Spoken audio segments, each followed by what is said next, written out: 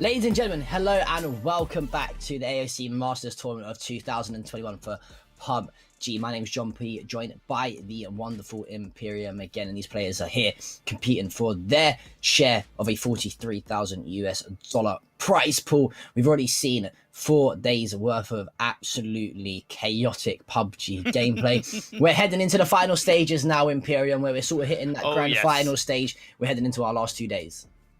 The final 2 days, the final 8 games is upon us. We've got 4 today, 4 tomorrow. It's kind of, it's amazing how quickly these things go by, right? You know, we start on Tuesday and we're like, yeah, 24 games, you got a long run, and then boom, snap, and then we're in our final 8 games. So it really is up to these teams to really kind of lay a little bit more on the line and recognize the importance of where every single game is going to just matter that little bit more. Those chicken dinners become more relevant. The pressure becomes higher. That melting pot of action that's going to be upon us, it really is going to naturally become bigger and bigger for these teams. So I'm excited to get into it and see what teams do deal with that pressure the best.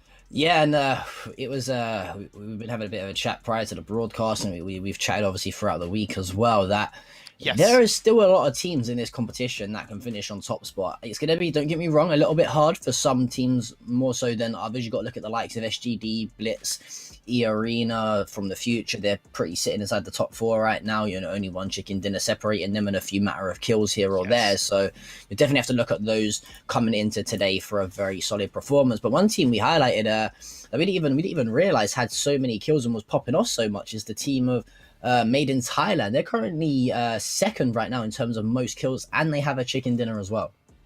Yeah, and it's amazing to see that evolution and how Myth have played, finding their confidence, finding their form, finding their own strategy and play style. Or when I say find it, obviously they knew about it, but it's always, it can be sometimes a little bit more difficult in implementing it. And it's also even better to see when, at least in the top 3 kills so far, they have no player in the top 3 kills, but Esquilicia is very high up when it comes to the assists and stuff like that. And then you have 2 of their players in the top, I think 5 or top 10 of kills. So it is very much a massive team effort from the likes of Myth. So I've been very impressed with them, but they're not the only team, and they're not the only country that's being represented in this tournament, John. You have 16 teams from 7 countries. You have Thailand, Malaysia, Philippines, Chinese Taipei, Indonesia, Vietnam, and of course,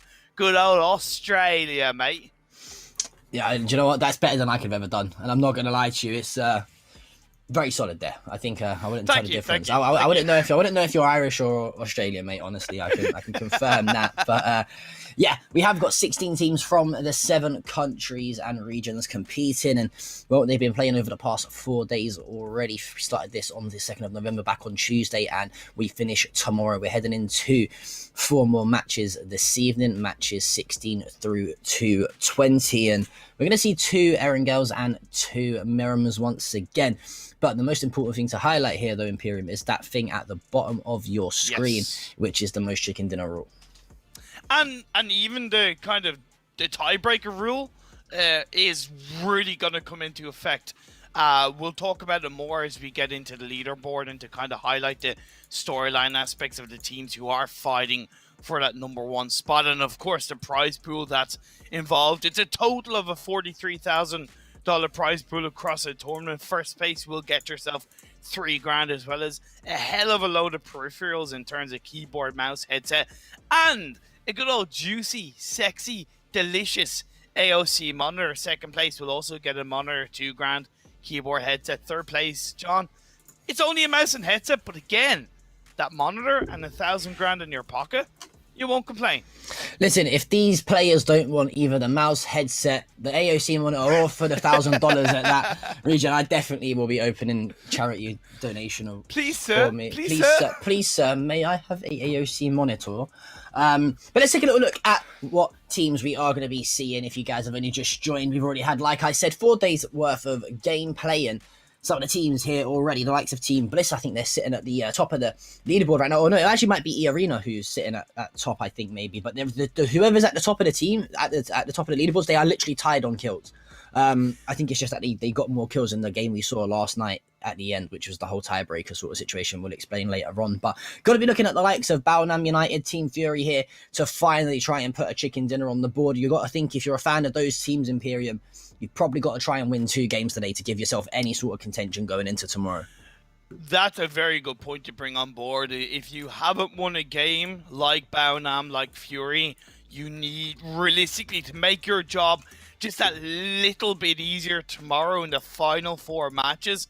Yes, grabbing 2 chicken dinners today would be the best you could absolutely ask for. Individually, though, players that have stepped up to the plate massively.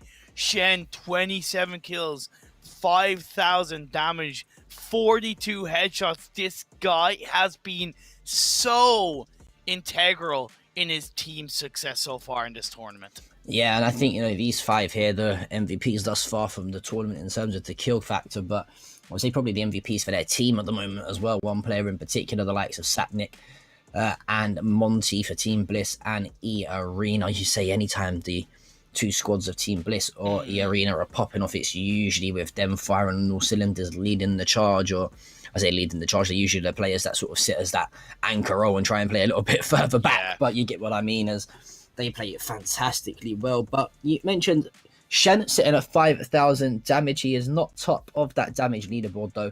No. However, is there a few players I do believe just slightly ahead of him, and I think it's going to be Monty, who is one of them, as he's at 6,800 damage. You got Flood there as well with 5,400, and doesn't surprise me here that we see these players pretty much, again, the players with the most kills, other than Waikika Macau. He just creeps in there as well. Yeah, like Team Bliss, though, Monty specifically, he's like, it must be the hair, it must be the beard. Hell, it's got to be the beard. As someone with a beard myself, that is the source of all my power, all of my talent for the little that I have. So for Monty, it's got to be in the hair and the beard, and this guy is really being a big step up for his whole team across the range when it comes to that damage, when it comes to kills, when it comes to assists as well. But what I do love for Fury, despite them not getting a chicken dinner, having 2 players in the most damage, it does show that they really want to control these games. Unfortunately, what tends to happen every now and again is that they overstep their mark. They go a little bit too deep. They take 1 too many engagements, and then they end up getting taken out, and that stops them from grabbing a chicken dinner. Yeah, well, talking of chicken dinners, it's going to be From the Future leading the way here on the leaderboards, as they have got 3 on the board. Just behind them, though, with only 1 kill difference, is the side of Team Bliss. But one team that very impressed me yesterday was the side of E-Arena in particular, other than From the Future, who I think, they may have won... Yeah.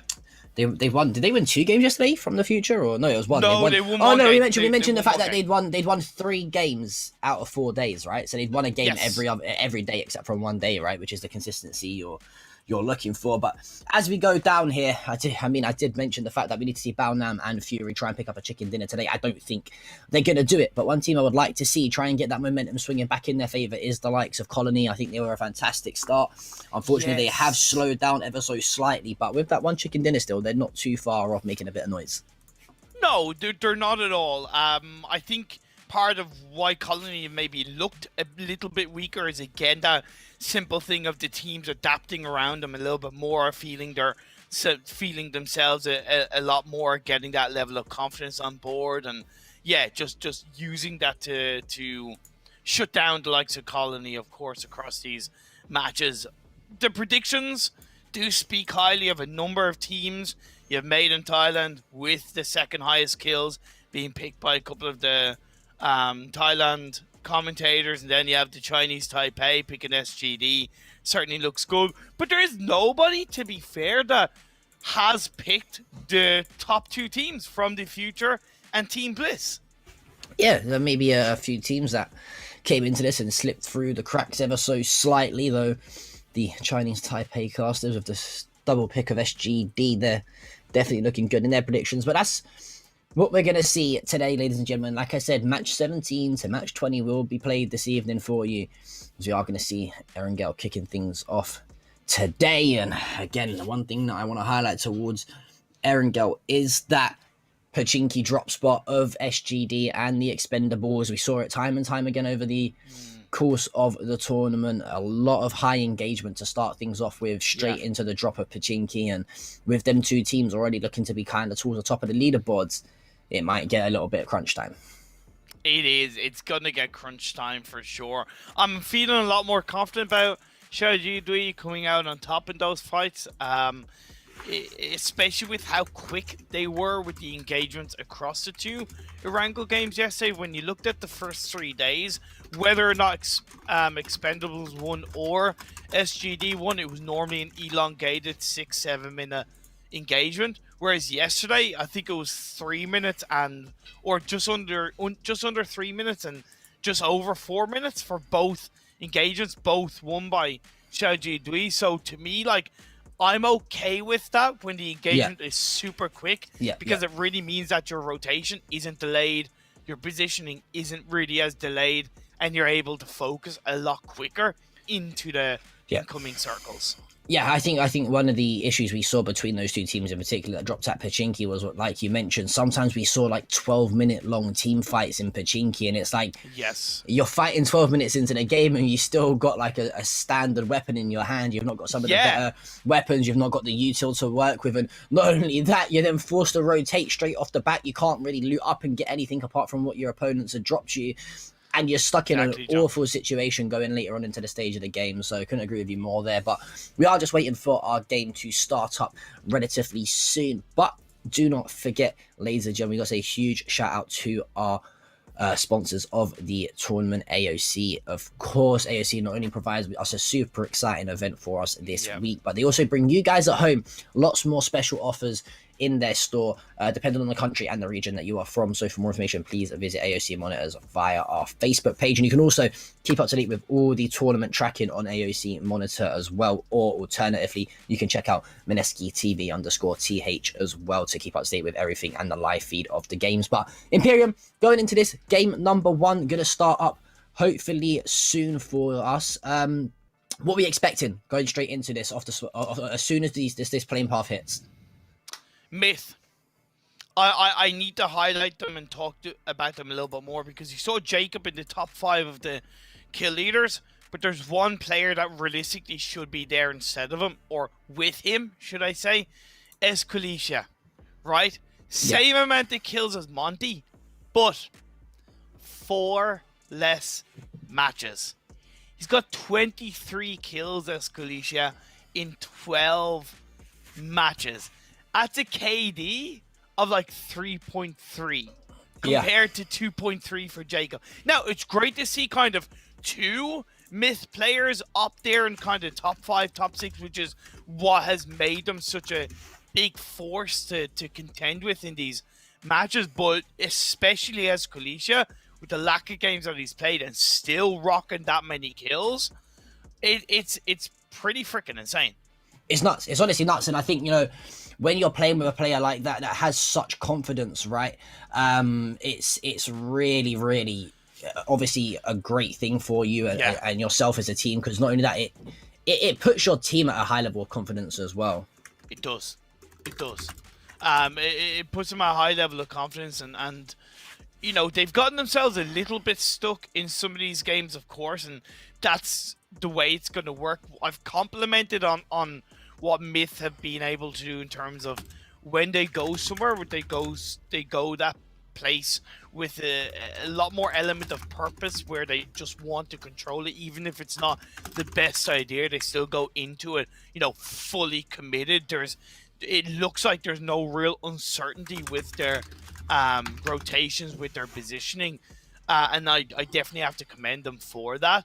They can just clean up the tiny little things around them and have a little bit more luck on their side, I suppose.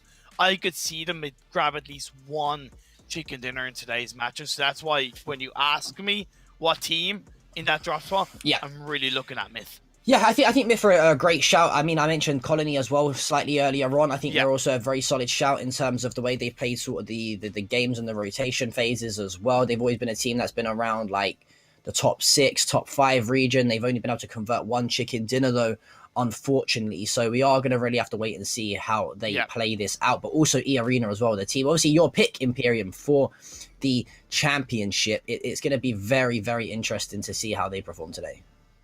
Man, I'm looking out for them. I didn't want to like jump in and talk about them too much because they're my pick, and I try not to be like that biased commentator, right? I really try not to be. And I picked, part of the reason why I picked E-Arena was that I knew a tiny bit about them. I've heard of their name, and they seem like a bit of an underdog pick, but they've certainly proved themselves. And Sapnik specifically is a player who's really, to me, stood out as the powerhouse, you know, the galloping horse of their side.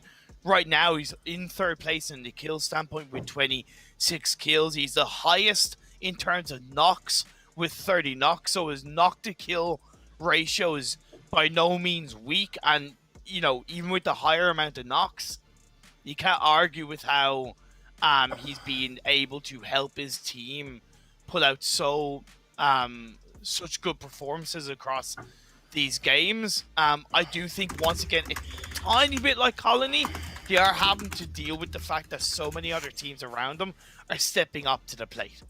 Yeah, we'll have to wait and see if those teams can continue to step up to their plate, as I do believe we are nearly ready to go into game finally here.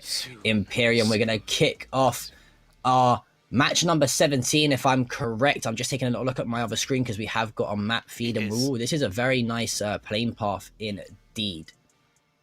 Don't tease it too much. Don't tease it too much. We have to, you know, wait for the viewers to see it as well. But it does look a very GC plane path. It does indeed, and it should be easy for these teams to pretty much get to where they want to across the board. Once again, to kind of highlight Shen from Xiaoji, his knock to kill ratio is still that golden 1. So every single knock. Oh yeah, he's been nuts. He's been nuts. You know, he's been absolutely nuts. So just to kind of highlight himself in that in these matches so far is pretty amazing. But we are going to be getting into match 17 out of 24. The penultimate day of matches, ladies and gentlemen. Thank you, by the way, so much to everybody for tuning in so far across the matches, across these games, for supporting your teams. Genuinely, on a side note, if you have any feedback for myself as a commentator, don't be afraid to hit me up and you know, let me know if I'm doing good, bad, because I've always wanted to make sure that my commentating is up to the standard you wish to listen to during these fantastic games. But the playing path is here. It is what we teased quite nicely on the eastern side of the map, going straight from south to north. Fury and Colony going to go for that military island drop. Colony do go for more of a spread on that western side. Fury go directly into that military base. E-Arena are going to head towards their ferry pier split drop. You can see the Expendables and Xiaoji Dui dropping towards that Pachinki area, with, of course, Kingslayer's DK going for that eastern split. Team Bliss going to Yasnaya as usual. Bad Boys Alliance in Severny, and NRX going towards that stall bar area. Here we go. Namsi, Duck, Levi's, and Jun. They've lost the last 2 battles of Pachinki in yesterday's Erangel games, while Xiaoji, Dui, Teddy, Opten, Shen, and Jervis have been able to rocket on top quite quickly. Jervis is a little bit further away from the rest of his team, so that's something that they'll need to consider. But instantly, Teddy with the PB buys and does get a knock, but it's instantly responded by the shotgun blast of Namsi, and then Duck will finish that one off.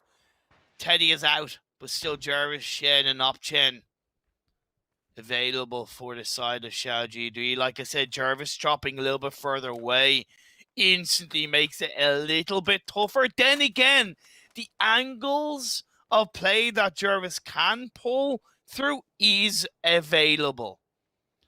Expecting Jun to go onto that roof, no doubt about it. The phase one is very heavily on that eastern side of the map, but good. 40% water in play while Jun gets knocked. Opchen finds that with an Uzi. Very good indeed. Confirm it. Let him bleed out, but don't overextend. Nancy onto Jervis, even the board. On towards the roof. Shen gets knocked on his knees. Opchen is left on his own. He doesn't have an extended mag on that Uzi, and that is something that can be quite risky, right? He's going to look to get the revive on Shen. That's very valuable indeed. While Jun crawling away as Namsi looks to heal up. Duck is wrapping around on the underside to try and get that pinch, that blanket effect onto the members of Xiaoji.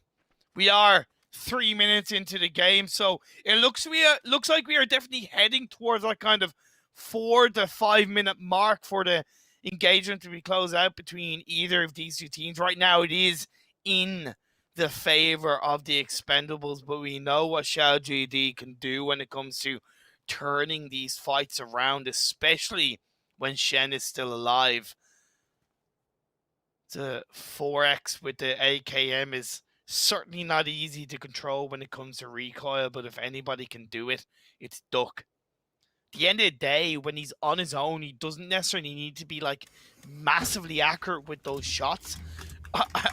I know that sounds silly to say, but it's very much about him being that distraction, being that element of surprise in that play, and then allowing the rest of his team to take advantage and push in to eliminate Xiaoji.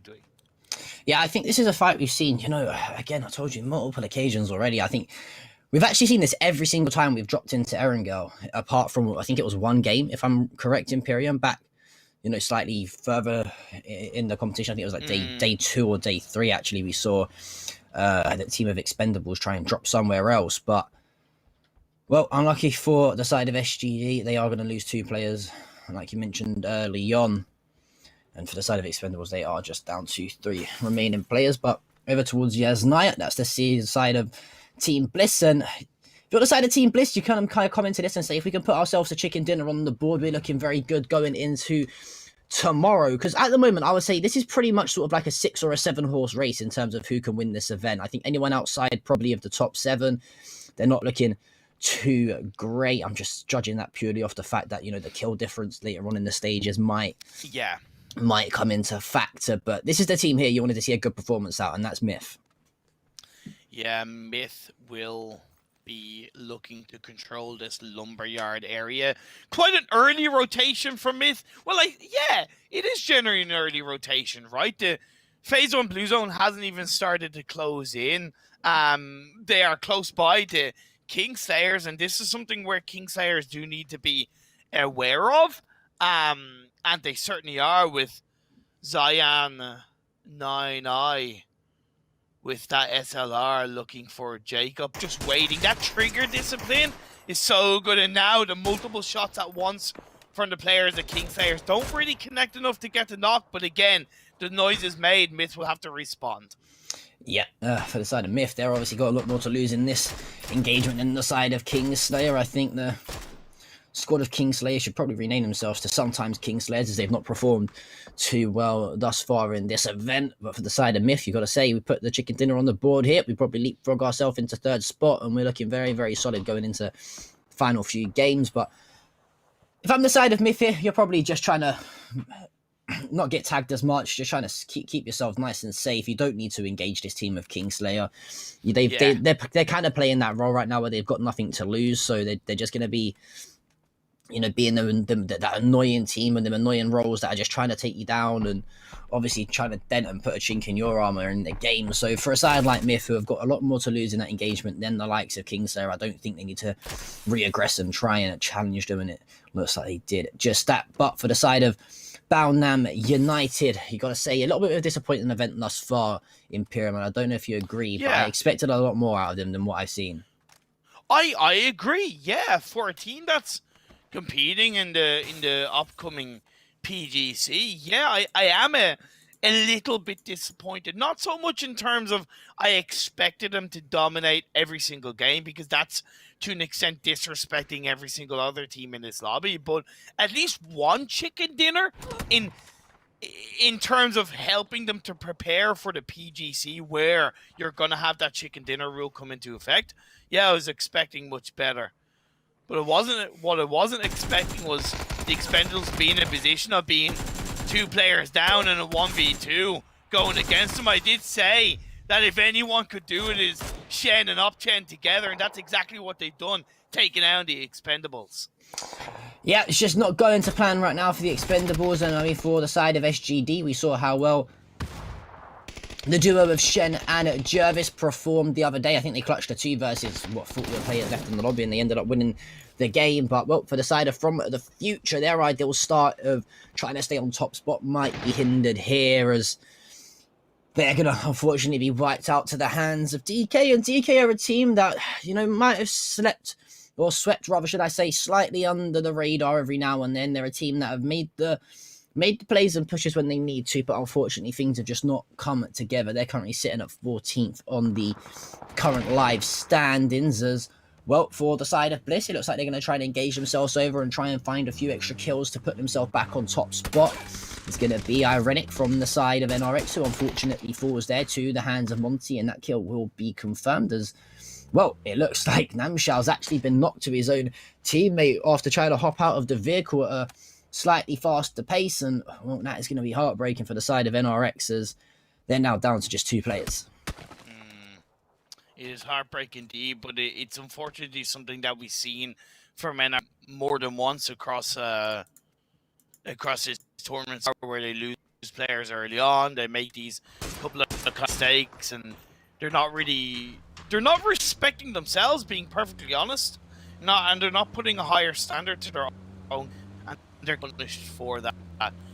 When you compare them, for example, to the side of Kingslayers, it's not like Kingslayers were making the same mistakes, but they certainly were getting very heavily punished and compounded, whereas they're a team who have evolved, put a lot more respect on their own gameplay, have adapted in a stronger way, and they do look overall much more valuable in these games and look more like a team who's going to have an impact and keep themselves up as a full squad later in this game. So Kingslayers, got to give them a decent bit of props, especially compared to S, unfortunately. Yeah, NRX, I mean, although they do get that revive back up and the 3rd player back into the game, they've been a team that's, you know, they looked okay at the start for the first few 3 or 4 games, but they've not looked that great ever since. And well, look at that for a shift on the zone. It's gone over towards the southeastern side of the maps of Malta, and you've also got Malta Power in there as well towards the southeastern side. So, well, look at that for a big shift as well. It's like, I mean, this is going to be a very, very nice end zone. It's kind of volatile, because you have that Lumberyard Hill, which is pretty massive on that kind of northwest and northern side, but then you have the kind of compound heavy but flatter terrain of Power, and outside a mini Milta right, and even a bit of the Milta city, where if the circle shifts from that area, disengaging from the likes of Milta Power and mini Milta is quite difficult. So if you choose to commit yourself to Milta and mini Milta, you gotta be sure that you are proactive in that area. You are getting as many small kills, small knocks as you can, and that's what Fury are doing to the hands of DK, who send my boy and pay the price. Yeah, but we mentioned for the side of Fury, it's probably now or never for them in terms of trying to get themselves a chicken dinner on the board. And Well, they want to try and do it, and they started off with a comfortable kill, but for the side of Baonam, it's going to be a kill going in the opposite way, and that's in the hands of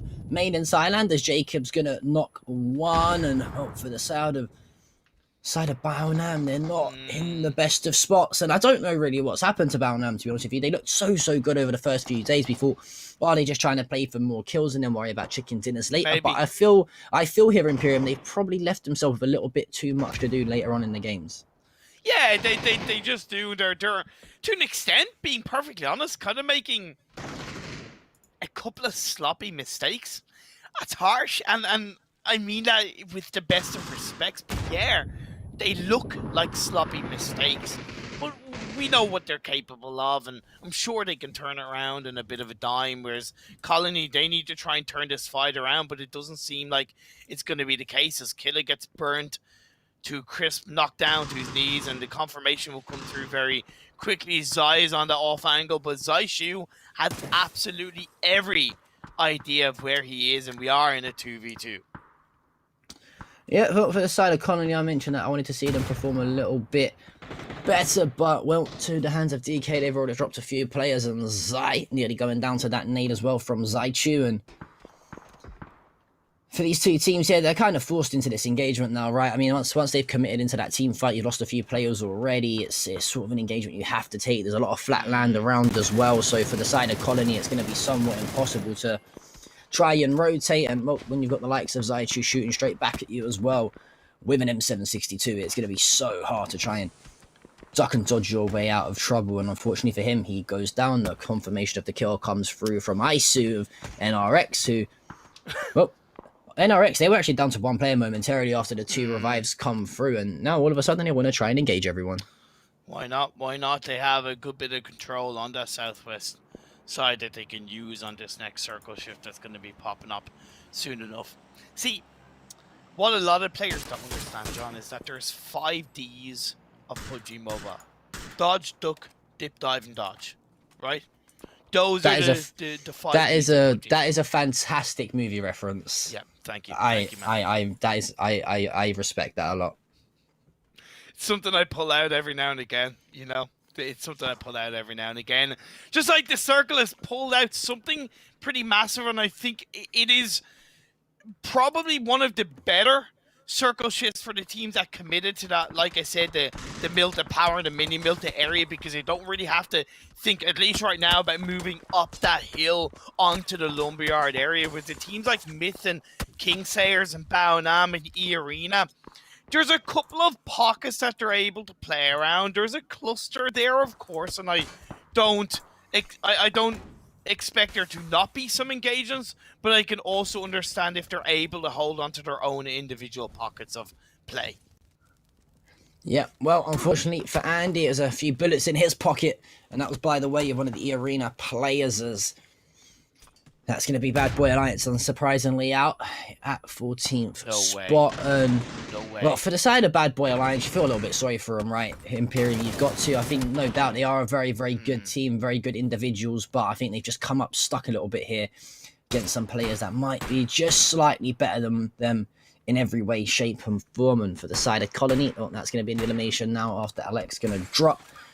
And we're starting to see these players really try and set up towards the zone. You've got the side of Team Extraordinaire. They've actually got a 2-2 split right now. Two are towards the sort of middle left end of the road. You've got 2 in towards a compound. Yeah. Fury's got a 2-2 split as well. Looking across the board here, there are actually a lot of splits going across, and this doesn't surprise me at all.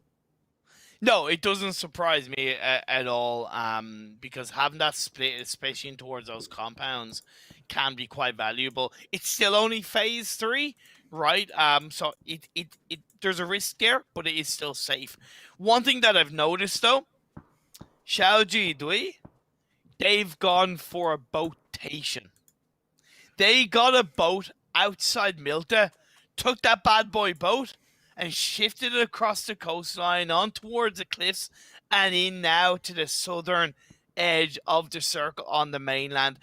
There's a lot of risks there, because unless they're able to grab hold of a vehicle, what is in front of them is quite barren and flat on the beach side. But when you're talking about a rotation that is avoiding so many teams inside those circles, inside that circle, inside the compounds within the circle, it is pretty big brain from Xiaoji Dui. Yeah, it's one of those things where I know you highlighted it. I think it was yesterday, and there was one team I can't remember.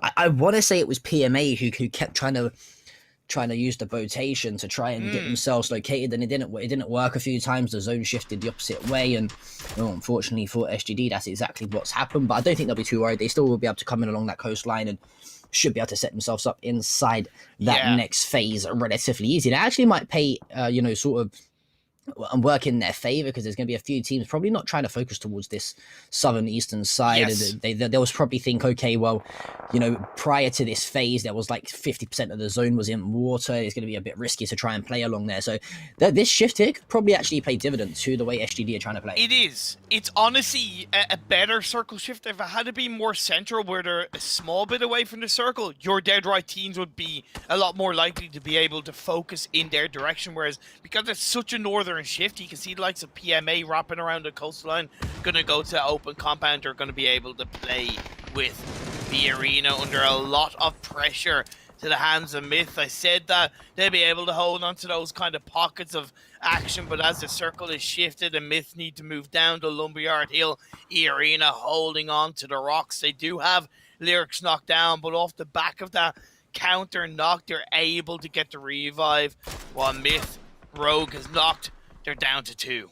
Yeah, very, very hard here for the side of Made in Thailand, and it looks like Young B seen Jacob in his tracks as well, and I like this here. I like this here from Baonam, the third party. It's intelligent, it's smart. They know that the numbers disadvantage is definitely very much against them, with only 3 players left alive. Doesn't surprise me they try to level things up across the board, as we do see that confirmation on the kill from Sissy taking down Nansmi. And well, there are still 3 teams in the same sort of area towards this northwestern zone. Jacob's going to get tagged up. Jacob drops, so does Esqualesia, and so does the hopes and dreams of another chicken dinner for Made in Thailand. And Baonam United, they played that perfectly. Yeah, couldn't ask for a better third party. They didn't overcommit. They know they still have a good kind of entry point a little bit away from Made in Thailand, and they knew that if they pushed too hard, E-Arena could technically third party them. So valuably played from Baonam, and that's the kind of Baonam that we know can pull out these amazing games, right? As a team, intelligent decisions, and now they're going to have to move into the edge of the circle. 30 seconds of the blue zone closing in on phase 4. Phase 5 is about to pop up. Mini Milta is controlled by all of the side of Extraordinaire. You have Kingslayers on the outskirts looking to take a couple of shots towards DK, who end up being eliminated. A lovely Car 98 headshot onto the final player. Masterton is taken out. Fury have a 2-2 split towards those compounds, and Team Bliss, the other Australian representatives, they're on the edge of Milta.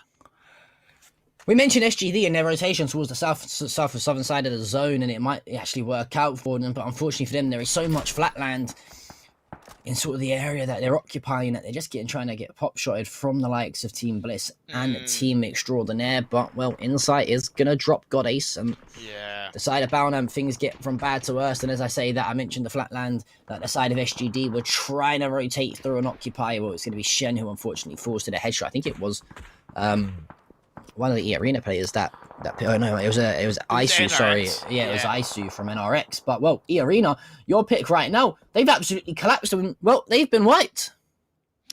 Okay, KM99, Sissy, they still have 2 players up, but is it Sissy? Is Sissy left up? I think it's just KM99, but PMA, it's a sniper tower. It's a very, very strong area of the circle to hold on to because of how deep it is inside this phase, but it is still only a Harry Potter sniper tower, right? It only has a limited amount of space, and it is at risk of getting shot at from multiple directions. You can look at the members of Team Bliss holding onto the edge of Milta, being able to do absolutely glorious stuff from the edge of the wall. Division X Gaming, they do have Log Fee inside the circle as an anchor position, while the 3 other players hold on to the outskirts, only have to move in a little bit. And yeah, Lyrics and KM99, they're on the first floor, while PMA, 3-player team, they're on the ground floor. A little bit disappointed with PMA there, to be totally honest with you. I think it was KM99 who was... KM99 was actually knocked in the process, and it was only Lyrics momentarily. I'd like to have seen them to try and probably flush out that player. Fair. And not allow the revive to come through, because, well, now, you know, it's better to have one player above you than two. It's just going to cause a little bit of trouble for them upon the rotation, even just being in the same building together. So I think a bit of a misplay there from PMA. They could have probably tried to to flush that kill out a little bit slightly sooner rather than later. But we're down to our top 9 teams here, Imperium, and you got to look at the likes of Team Bliss, for example, even DXG and, dare I say it, Fury. They are looking pretty damn solid thus far. But as I say that, the curse of the commentator most definitely is going to come through, as I think the molly's going to probably land on those Fury players and take a few players out. That's fantastic. Yakiki Macau's actually drove straight into Insight as well. Like, but it's also the kind of thing that if you go for a commitment onto the side of the wall, you got to know that that position is massively at risk of nades and molly. So the second you get there, you really need to, as much as possible, separate. And yes, it didn't help that Yakika Mukau is got that knock at the inside. I think the revive might be able to come out, but the next circle has come up. It's centered a little bit across the board. Fury do hold on to that southwestern edge. The one save and grace Fury could have to their advantage is Kingslayers rocking it through Mini Milta and third-partying the side of Extraordinaire.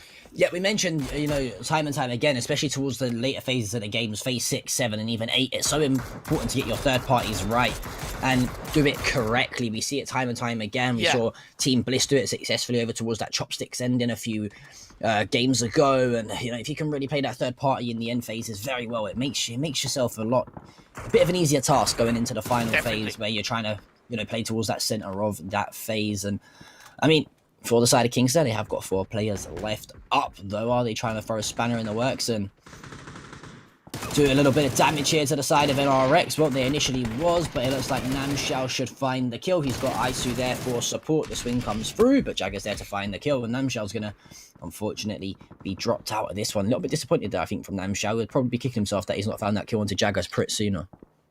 Yeah, but it was a lovely clean push from the members of Kingslayer. It's great teamwork. Trading that damage is so valuable. So you only have one player knocked. It's still not over and done with. As Isu is still alive, and he's going to try and back off. He should be playing inside to Mini Milta a little bit more and towards the side of the wall, but he also maybe is afraid that if he goes too far away, he could get third-partied right from a player around. So he did have to be aware, and in the end, Kingslayer's Jagger gets a job done. Yep, so unfortunately for the side of NRX, they're going to be dropping out here, and Insight's going to be finished off by Niall on the side of Fury. You mentioned they're now down to 2 players, and one thing you highlighted is the arena actually falls as well. It's KMF1 and Papichulo who find those 2 final players, so PMA finally sorting out that situation they had over towards that sniper's tower. And you mentioned Fury, right? As soon as they crash in towards the side of that wall, they're going to be vulnerable to the likes of the nades, mollies, and anyone trying to take those peeks around the corners. And, well, I don't think they predicted what could have happened. And unfortunately for them, they are down to just 2 remaining players. But let's not discredit them. They are talented players as it is. They can most definitely pull off some crazy situations. But you got to be looking at the likes of Team Bliss here, are in a great spot. They got a lot of rocky terrain to work with, a nice ridge to set up behind, and they've only got the side of PMA to deal with over towards that sniper's nest. And if they can deal with them pretty early on, Team Bliss could be looking good for a 4th chicken dinner. Team Extraordinaire, oh no, getting third party by Kingslayers across the board. Jason finds how Jagger holding on towards the edge side. This is a 3-way dance as Jason is knocked, torn asunder. Trick comes into the mix. Fury are still alive towards the other side of the wall. Papichulo, he's been integral in his team's plays in a couple of these games, while Trick definitely has something up his sleeve as he gets in the vehicle and starts moving away. Beautiful from Pappy, 1 health with the knock of the Kingslayers. Yeah, great shots from Papajulo and, well, Niles there to finish it off. And you know what? I am absolutely impressed with the team of Extraordinaire right now. I think they played this game so far absolutely flawlessly. They got themselves up, set over towards this compound relatively early by the warehouse. And since then, they've just really dictated their state of play and played it almost absolutely flawlessly and perfectly. But for the side of Team Bliss, it's fallen apart for them as KMF 1 Pete. They're going to combine for a few kills. And, well, see you later, lobby leaders, as the side of Bliss, they are going to retain the top spot at the end of this game regardless. It's just whether or not the side of DXG or Team Extraordinaire can edge closer to them in that chicken dinner count. And oh my god, I've just noticed the spread from DXG here as well. DXG are in a great spot. Fury are going to fall. That's the 10th kill on the board for the side of Extraordinaire. And, well, the team of Extraordinaire right now, they're cleaning house with everyone. Yeah, but I'm sorry, but why are Division X sending 2 players to the smaller side of the circle across the road? To me, that doesn't make sense. Never mind the fact that they probably could have third-partied onto Team Extraordinaire's engagement onto Fury. It just doesn't make sense to me. Yes, they wanted to deal with PMA, which I do respect. When you have the road right there dividing the 2 sides, it didn't really make sense. However, to kind of counter that by getting rid of PMA, they're actually able to use the ridge on the road side to their advantage. So there was definitely purpose behind their play as Logfy uses the arm to get oh my god, Logfy! Oh my god! Logfy! Beautiful! Clicking heads, and, well, for the side of Team Extraordinaire, it's all fallen apart, and all of a sudden, it's a 3 versus 3, I think. The revives have come through. And, well, this rotation from the side of DXG, you mentioned, is a little bit skeptical. I think what they wanted to do was, like you said, try and deal with PMA and then use this ridge, because surely this is going to start to shift towards them. It doesn't matter. Division X Gaming, well, they put their 3rd on the board. And they were a team that we really sort of put under scrutiny yesterday, saying they need to get things back up and rolling. They have done today, and, well, they've just leapfrogged themselves into 3rd spot. And, I owe them an apology, I really do, because I just simply because they had such a good position on the majority side of the circle that I just presumed they were going to stay there, I really did. But that kind of bigger brain play that I didn't see at first to clear out PMA allowed them to use the hill by the ridge side. And apologies, Division X, because I kind of, jumped on that a little bit more, and I should have stepped back and recognized what they were trying to pull out in the reach side, allowed them to control the end game. Absolutely spot on indeed. As you said, we kind of said about this team that coming into yesterday's games, they need to step a little bit more up to the plate, right? Falling they did. down. And they won a game yesterday. They won the first game of today. It was a crazy area for it to finish, but at the end of the day, they got the job done.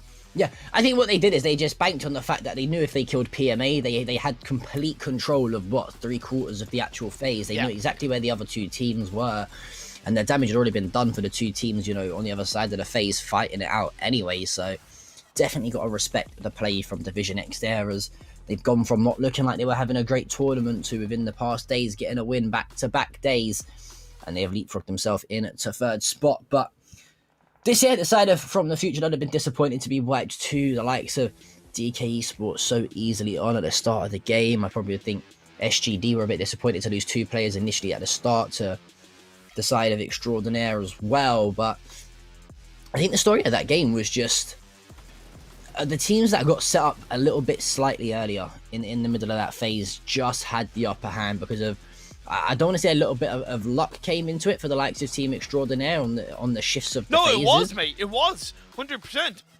It was 100%. That little bit of circle luck.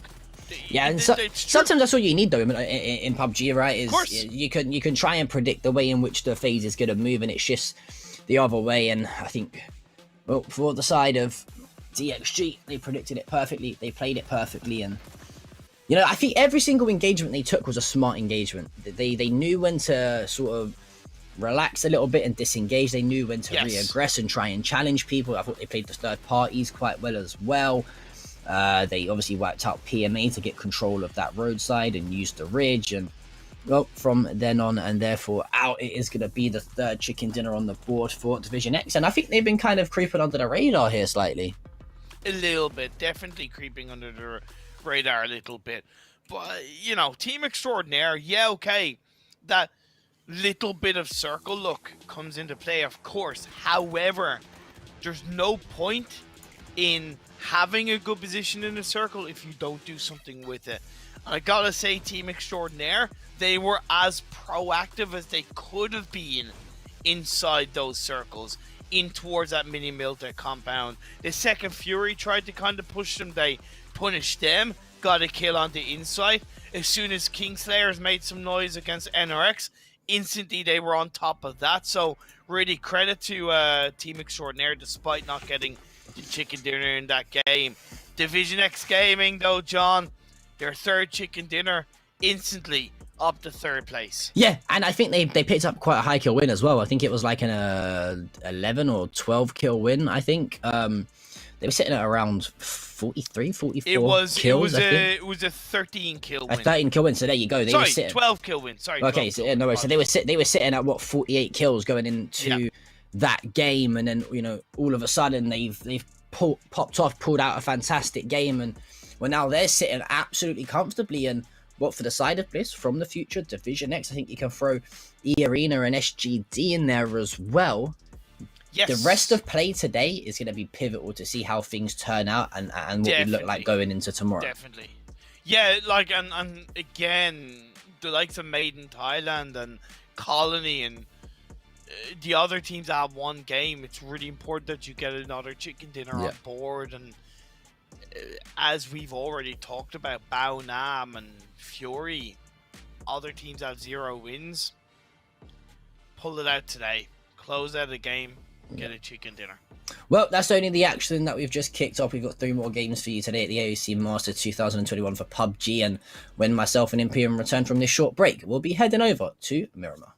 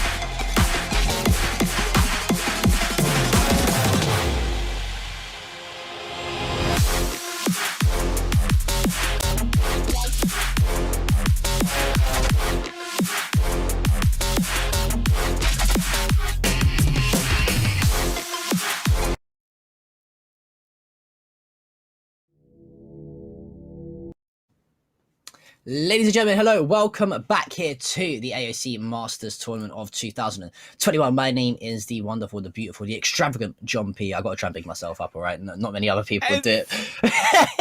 But I'm joined by the equally extravagant Imperium for the rest of today and, of course, the whole event. Great game. Number one, actually, to be totally honest with you. We were talking about it a little bit just before we come back on air. In terms of actual PUBG gameplay itself and watching good rotations and outplays in terms of phase play and the rotational play, we've not seen too much of that in the actual AOC Masters Tournament of 2021 as of yet. We've seen it in dips and dabs. We've had little glimpses here and there of it, but it's been quite fast-paced, if you ask me, overall. If you was to say, like, a percentage of games, it'll be like a 70 or 80% of the games were quite fast-paced and aggressive games. So it's always nice to see a game like that, a bit more traditional, a bit more laid back, and actually, you know... I agree. Not agree, sorry. I just took your words literally out of your mouth. And enjoy what is the art form of being a good Battle Royale team. Yes, I definitely agree with you there. And it was 100% influenced by the circle and the circle shifts, more importantly. Yeah. But some intelligent decision making being made, I feel, by a lot of these teams. Even though it didn't work out, Xiaoji go for that rotation, I think is just really a little bit off kilter, but quite intelligent, and it made sense for the moment.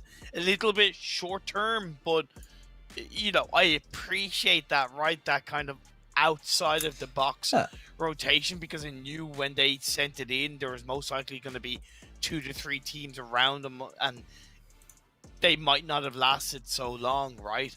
But things like Team Extraordinaire moving around the mini Milta and utilizing every single part of that building, the wall, the pipes, it was just really beautiful to see. And then you had the sniper tower trying to be held on, Division X playing around, just really intelligent plays being made by a lot of these teams, and it's a credit to all of them for being able to adapt to each other in the night in a pretty quick amount of time, and we are seeing some damn good PUBG.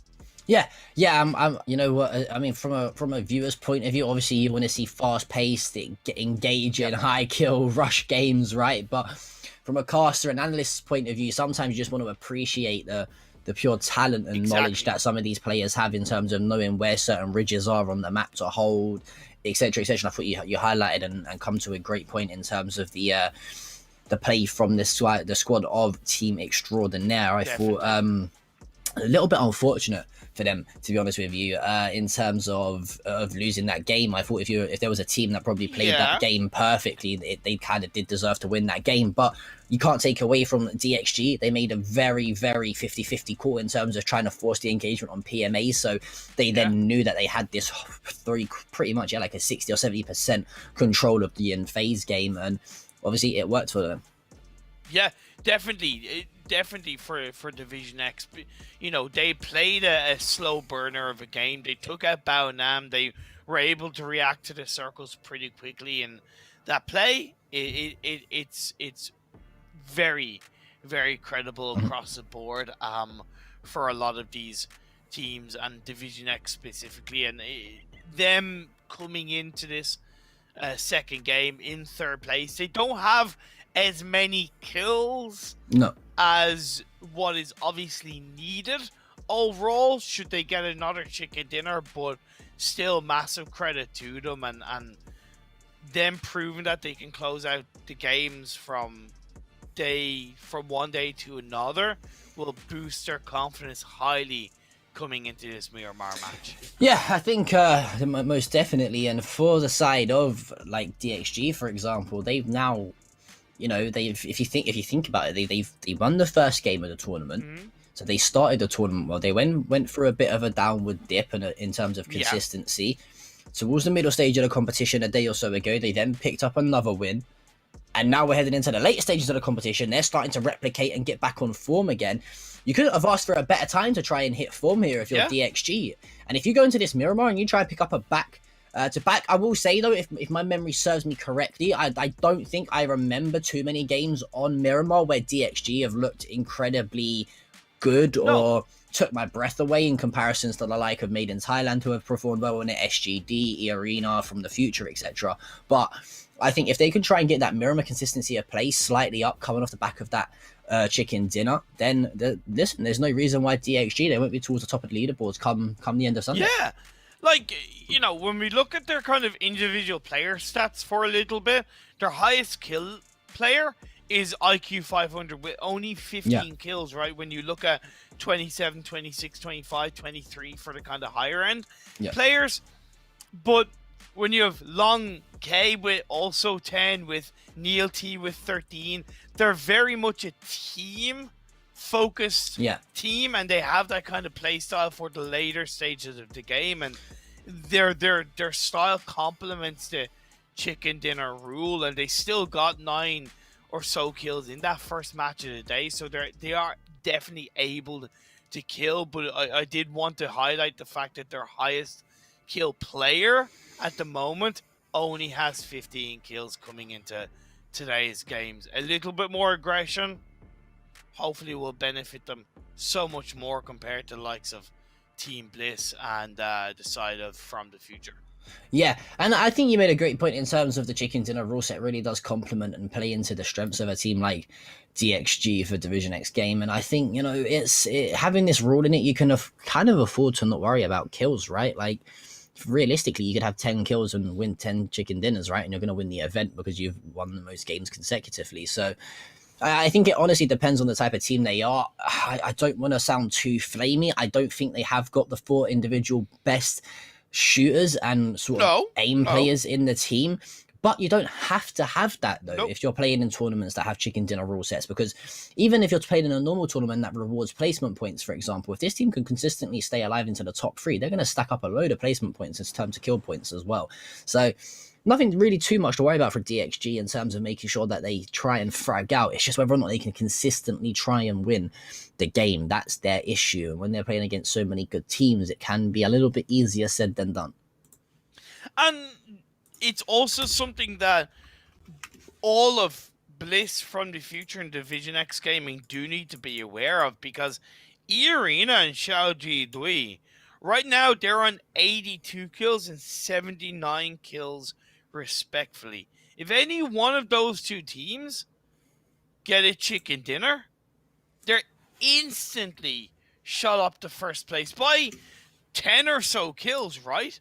Yeah. So that is 10 to 15 kills. That is a big, big gap to clear up. So, you know, it looks to an extent comfortable for the top 3 being a chicken dinner ahead, but they can't rest on that. They cannot rely on that.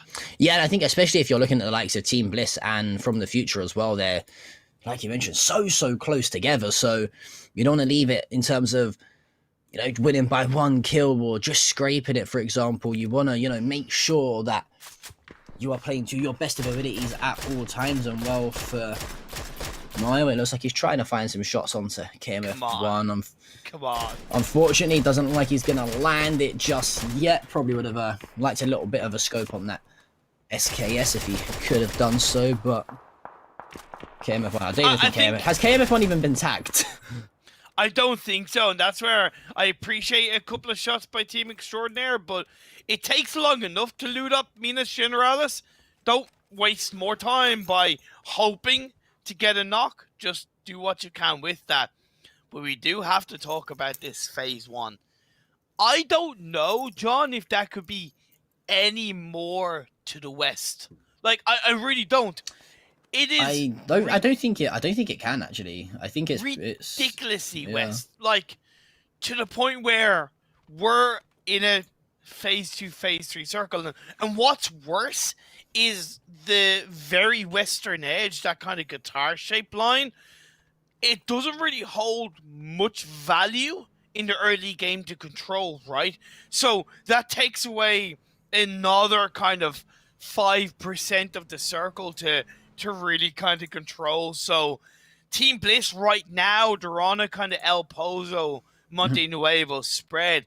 It's so important that they get into a pretty core position as a full squad early on in this game, because their area of the map is absolute hot property for every single team in this circle. And this is where we talk about knowing whether or not to play a split, right, as a team, in terms of when to know to split in a 1-1-3 split, or a 1-2-1 or a 2-2, for example. Sometimes if you are going to have a zone that's sort of swings its way out, it's sort of similar to the zones we saw the other day, right, on Erangel, where it was like 50% water at times, and you had the teams in the power spots, they elected to try and just group up and unlock one position down as an actual 4-man unit, or even as a 3-man unit, and then send one solo player to kind of be that scout and get that information. So definitely vital Team Bliss get their strats perfectly on point here, because they are already set up and looking fantastically well inside of this zone here, and they can be one of those teams that really be a bit of a nuisance to try and hold some teams out of the zone, because if they can get themselves up onto, especially a map like Miramar, right, it's so rocky, it's so cliffy, there's so many ledges and ridges and hills to play up on. If you're Team Bliss, you've got to try and get up and set up ASAP. You can't allow, for this, for example, the likes of SGD to rotate straight past you completely free of charge, and then they're already going to be set up on top of this massive hill. Well, Bryn was there to take a couple shots towards one of the Xiaodui players, but again, you know, I know it's tough because that plane path didn't massively complement Bliss getting to their drop spot quicker, right? So their looting phases in some small way slow down, plus Monte Nuevo and the compounds outside Monte Nuevo, they're not exactly quick to get to and loot up. But I still think Team Bliss could have recognized a bit more value in getting together a tiny bit quicker. They are trying to react to that by wrapping around Xiao Duidi in a stronger way. However, a missed opportunity. Yeah, well, I think the issue that Team Bliss might have now is they are kind of split, and there is already, 5, 6, I think I'm making nearly 7 teams trying to get their way over towards that western side of the map where that phase has already pulled so heavily forward over to. And DXG, you mentioned you'd like to see them maybe put a few more kills on the board. They've started off good with 2 from the side made in Thailand, and that revive should come through pretty much uncontested. So very nice start for our match 17 winners. And this is that kind of northern side of the map, and this is where it's so good for DXG, because when you are looking at these kind of circles that is massively either on the east or the west, holding on to kind of the north and the south side of the circle around the edge is a lot more valuable, because it allows you to have a bit of a stronger exit strategy compared to if it's either the western edge or the eastern edge of the circle. So I really appreciate DXG's push, aggression, control, value behind how they moved, and of course got those 2 kills onto the players from Myth. And it's a bit similar for Colony. They hold on to the kind of La Drillera Hill. They've opted to go a little bit more to the west of the La Drillera Hill, but they do have Momo at least covering and scouting from that kind of on towards the eastern side of where teams might be coming from. So they aren't tunnel visioned, at least.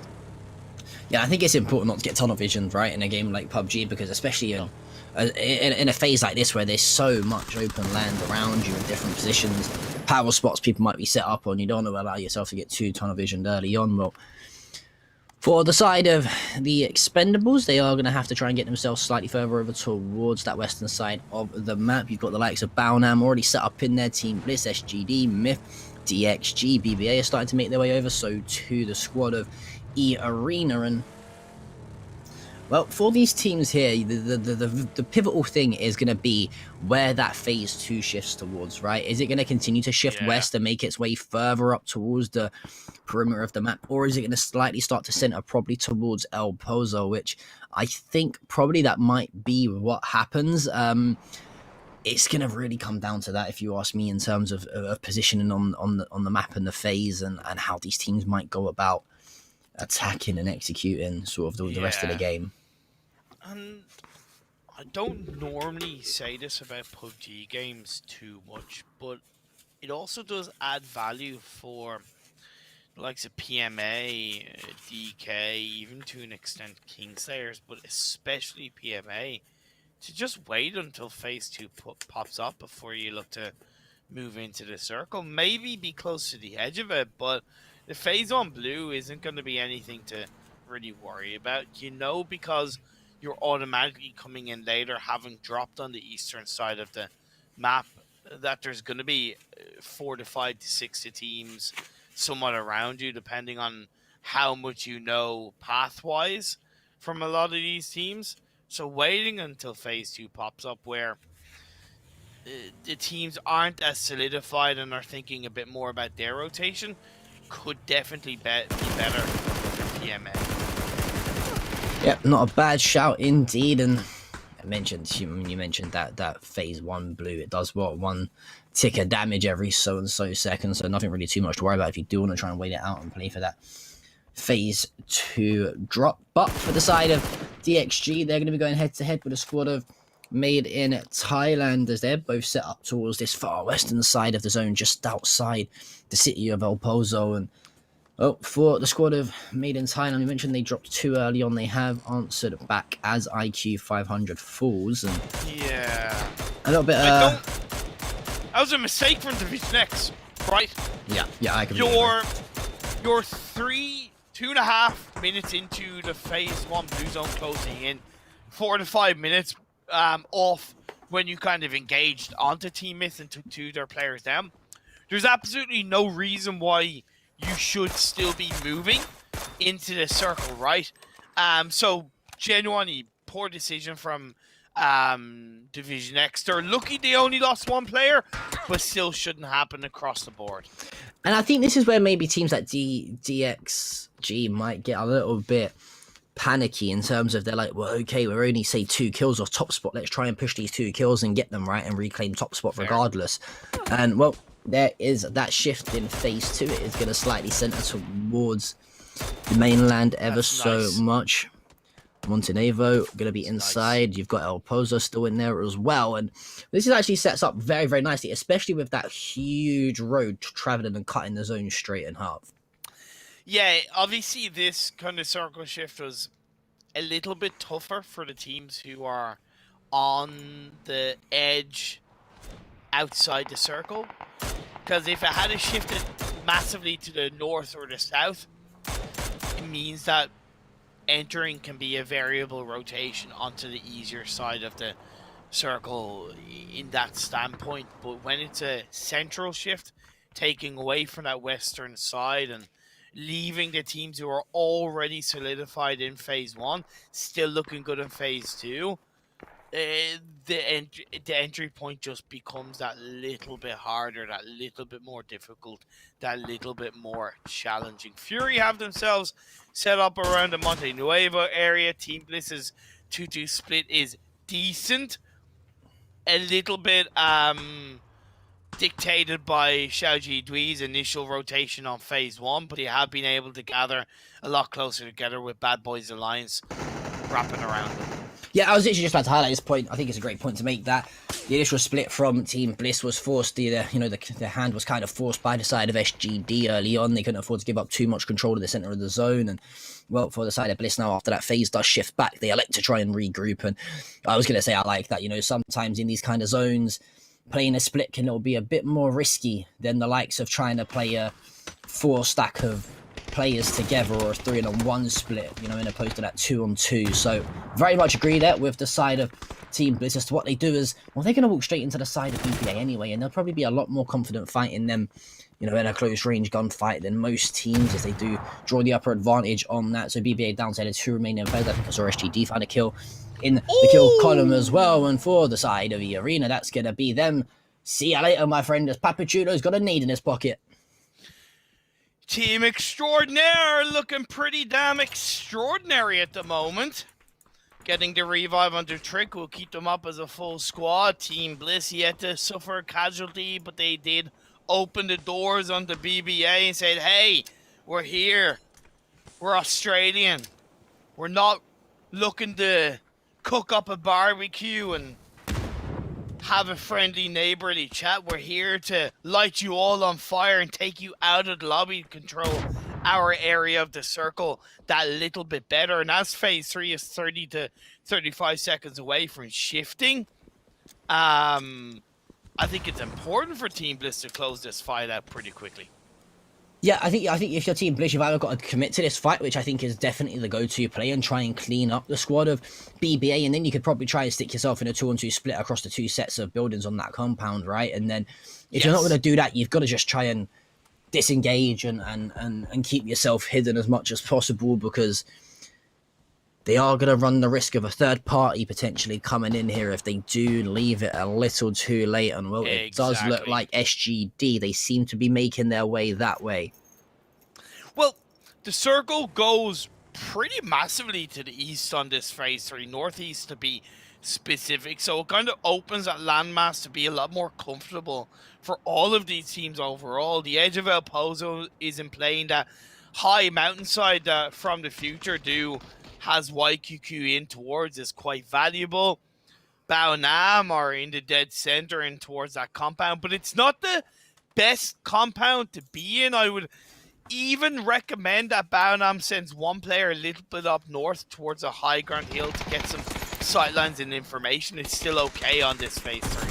Yeah, I think I agree. That's probably the go-to play for any of these teams that are sort of stuck by this road. They want to try and get a little bit of that advantage over the high ground. And well, we mentioned the side of Team Bliss needed to force the upper hand on BBA, or they run the risk of being third-partied. It looks like, though, it is the side of BBA that end up getting third-partied as the rotation from Bliss doesn't need to come through. BBA fought upon their rotation, and well, for the side of the Expendables, they're down to just leave us as well after Duck is knocked. The res should come through quite comfortably, though, for the Expendables here. There's a lot of natural cover to work with. I think I heard a nade come through. How has not only Levis survived that, but Duck as well? I thought that nade rolled straight at his knees. But for the side of the Expendables, they look like they could fall. Yeah, and as much as I kind of appreciate Bad Boy's disengagement away from Team Bliss and try and find a better position in the circle, it wasn't the play to make because of how phase 1 looked, and it's shifting over towards the east, so teams are more likely to be solidified. There's a higher risk of a third party. You came into the game with only 3 players. Sometimes the devil you know is better than the devil you don't know, John. And the devil that they knew was that Team Bliss was right beside them. The devil that they didn't know was how many teams were in that compound, how many players, and how many teams were around them. And they opted for the devil they don't know, and they paid the price. They would have been better off holding on to Team Bliss and trying to force a bit of an engagement and knock onto the members of Team Bliss, because at least that compound was still in the circle. Yeah, a little bit of a mishaps there from that squad, but well, for the side of Team Fury, they're a team that we mentioned they need to vitally put a chicken dinner on the board here today, Imperium, and they're still got 4 players standing strong. How many times is it though, Imperium? I think we've seen them in the 1 versus 1s, and they've just absolutely thrown the game. I think I counted 3 or 4 myself. We don't talk about it, man. We don't talk about it. We don't want the Fury army to come flooding after us, but they do tend to choke games every now and then. I just don't want to curse them, to be honest. I just don't want to curse them. But this circle definitely hasn't cursed them, because it's gone in their direction. They currently have a 2-2 split. Waikika and his teammate gets into their vehicles and instantly going to look to send it up the hill to join up with their teammates. That's good response from Fury. Love that. Absolutely love that from Fury. I think it's the right play. It's the right call. You're going to have such a powerful spot here, potentially holding off any people that are trying to rotate in towards that phase once the blue starts to shift in. And for the side of Fury, well, not too bad. They can't complain. I think they couldn't have asked for a better shift. But it looks like the side of Kingslayer, though, they are trying to counter with a little bit of passive aggression to try and take some shots towards them and edge their way up to the top of that cliff instead. Yes, Kalish, pointed out he's done a hell of a job so far for his team. Picking up the amount of kills he has with the lack of games that he's played is so valuable, and he finds another one onto Monty of Team Bliss. Bryn has to try and back away into the comfort of the building, put down to 34 health. It's 3v2, I do believe, in the favor of Team Bliss, but Myth are playing this as if they're a full squad. So much confidence behind Myth's movement. That's one thing that I've already complimented about them, whether they're a two-man team or a full squad. Every single move they make is with so much confidence and purpose. I'm not too sure if you're looking at the map feed here, but there's a huge engagement going on towards the northwest between 5 teams. You've got PMA, SGD, FTF, the Expendables, and Baonam all sort of 5-partying each other, and I think it is going to be SGD, though, who do bow out. E-Arena also going to be eliminated. And, well, that's going to be 2 big boys out of the game already here in this competition. It looks like the Expendables, they're down to their remaining player as well. So, dare I say it, a few of the leaders already dropped out of it. And there goes another one in terms of FTF. Are we going to see here? Are we going to see Baonam and Fury finally try and step up? Possibly. I look forward to seeing it, but Colony look forward to trying to push it on Kingslayers. They do get 2 players knocked, but Kill is still alive. Got XP coming in to clear out DK. The third-party threat is among them, so trying to split their plays is quite difficult. Colony will be able to hold down the fort to a small standpoint, as Killer, the only one up, needs to be careful. Will go for the revives onto Momo and Alec. Fury not opting to third party that. They're choosing to stay within the buildings and the compounds that they hold on to, which I can definitely respect 100%, as the next circle has centered up quite nicely. Still in the favor of Baonam, still in the favor of Fury, still in the favor of Colony. Yeah, well, decided DXG, they have lost 1 player. That was Logfee, but the Nox and Trades come back through. Only 2 remaining players left alive here, and, well, they're trying to find that lone player, Pete, who's inside the smoke, who's trying to work that revive off as well. But he's gonna fall. Luckily, though, for Division X, you have got Gagankan there to trade the kill out, and, well, for Nil, he is going to get back up into this game, but their back's very much against the wall here now in this 2-player situation. You've got Limitless last alive for DK. It's not long before we're seeing him back in the lobby. And dare I say it, we are going to probably see a new winner in this game. Yes, Team Extraordinaire, though. You can't count out Team Extraordinaire. Don't count out Team Extraordinaire, and also don't count out Division X, because the northern side of the circle, completely unoccupied. The field outside of El Pozo is quite viable because it's kind of on that low ground, and you're going to be protected, especially against Baonam and also against Fury. So really, Division X wrapping to that north could give them another chicken dinner winner position. And I'll just take a look at my other screen, and that's exactly what they're doing. It looks like they are going to make their way over towards that northern side of the phase, and I think they're going to try and rely on a few of these teams trying to fight back and forth here and get the damage done for themselves. And, well, for the side of Team Extraordinaire, though, they're going to try and edge their way up in further towards this mountain. They've got Colony, though, just slightly to their east. Fury as well in front of them. They also have Kingslayer to deal with, who are over to the compound of buildings just on the edge of the phase. Got to look to try and deal with Kingslayer here as quickly as possible if you're Team Extraordinaire. NRX are going for a Hail Mary rotation, and they kind of make it pay off. They go in between Baonam and Fury. 2 teams you kind of don't want to be sandwiched in between, but that dip, that valley is there as protection. However, it's massively at risk of nades. The one thing they can count on, though, is the second Fury and Baonam kind of step out of their buildings to try and look for an engage. They're going to cancel each other out, and it allows NRX to stay alive, at least for the time being, at least.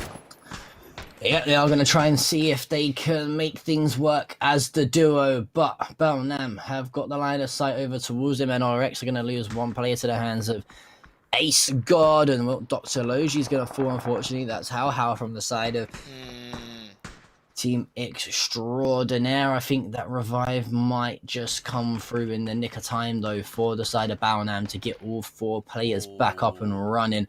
That's a big shift, and you got to say Fury, they're looking great towards that compound still. Baonam got a few buildings to work with as well, but that northern side of the zone you mentioned for DXG still very much unoccupied.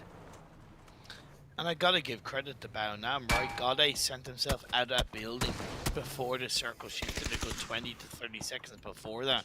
So that little bit of extra anchor point further forward is potentially so valuable to them closing out this game and finally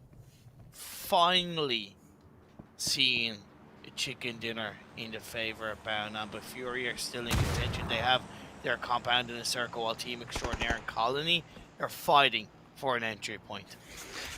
Yeah, let's see if they can find the kill to open up that entry point, as we are seeing our final 6 teams of NRX, Baonam, United, Fury, Colony, Team Extraordinaire, and DXG all left to play for. 20 players left as well. If you're the side of Division X, how do you go about trying to find these opening frags here onto Baonam? You got to say that's probably the team they got to try and deal with first if they can. They've got Godace and Zest so heavily advanced up close to them though, and I'm not too sure if they even realise they're there. I think Division X missed the mark though on not controlling that northern side a little bit more. Now they're in a bit of a pickle of a pinch where both Fury and Baonam to an extent have their number. The possible saving grace for Division X is Fury and Baonam engage on each other with NRT and DX coming into the mix. Colony though, Team Extraordinaire in this fight is kicking off. Yeah, it looks like Fury getting involved as well. A few nades from Ronan. Insight finds one as well after Killer drops him. It's going to be Namshao who falls to the nade of Young B as well. So things finally starting to heat up here in the closing stages of this game. Number 18 here on Miramar.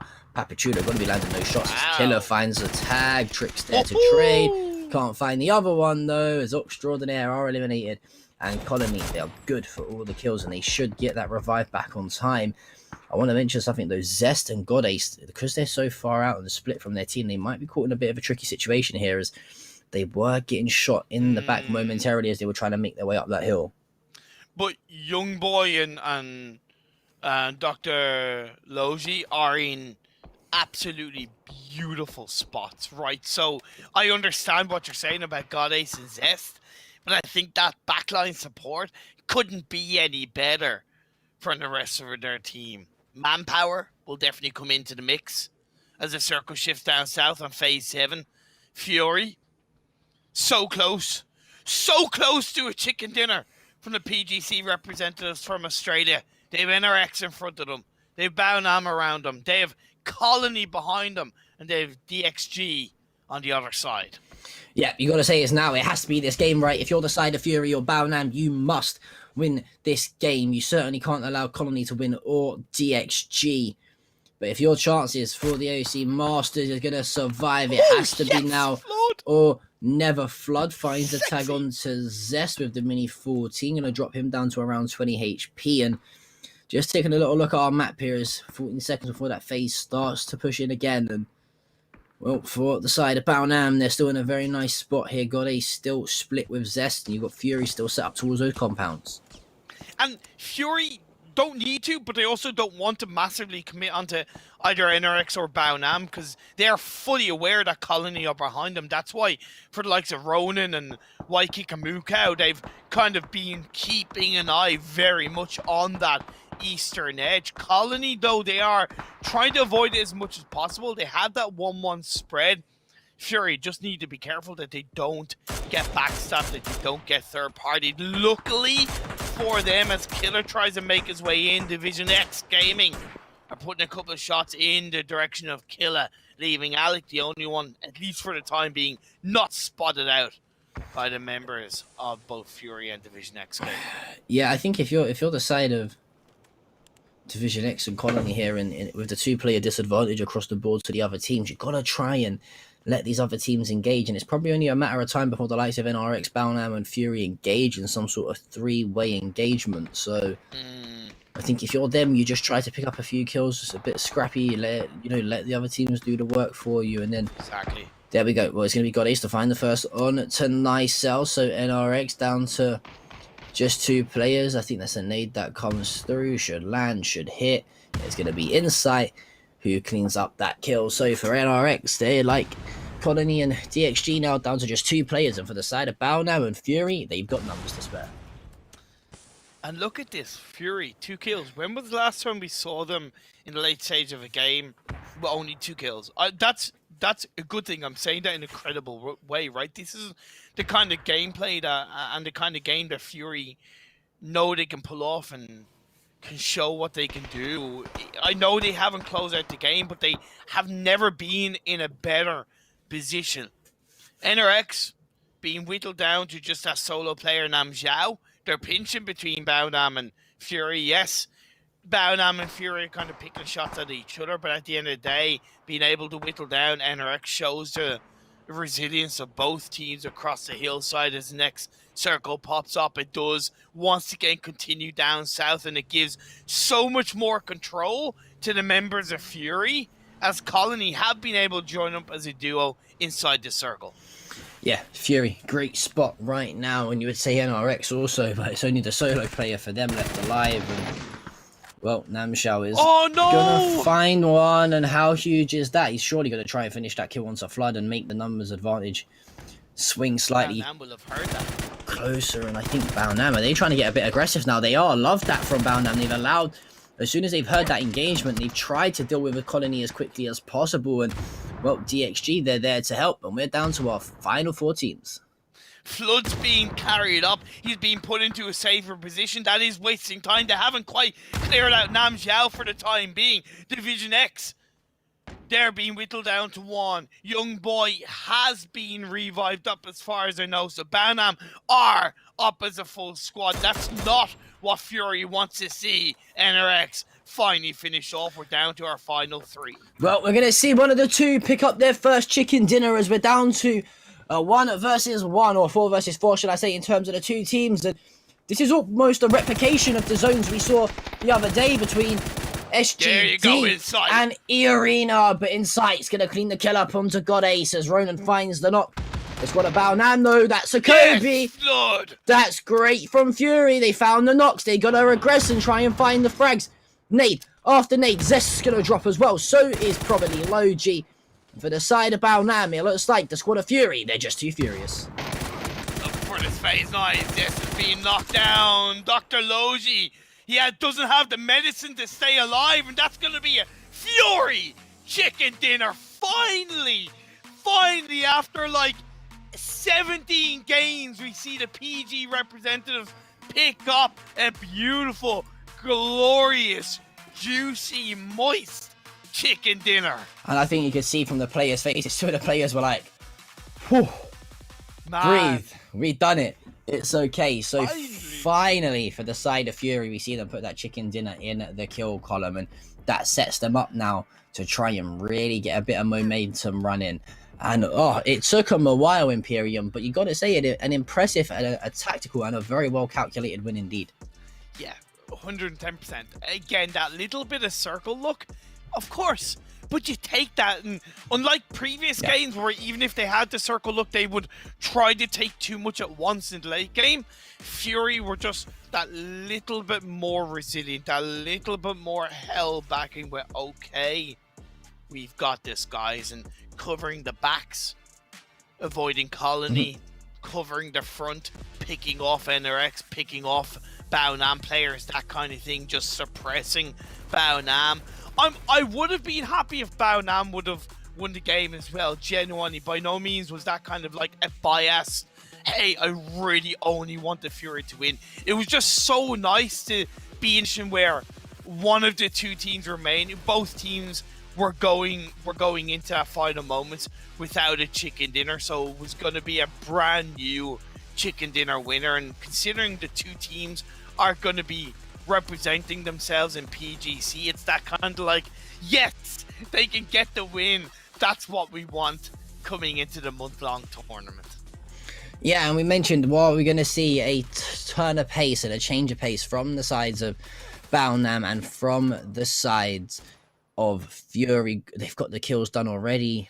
They're leading the way still in terms of kills.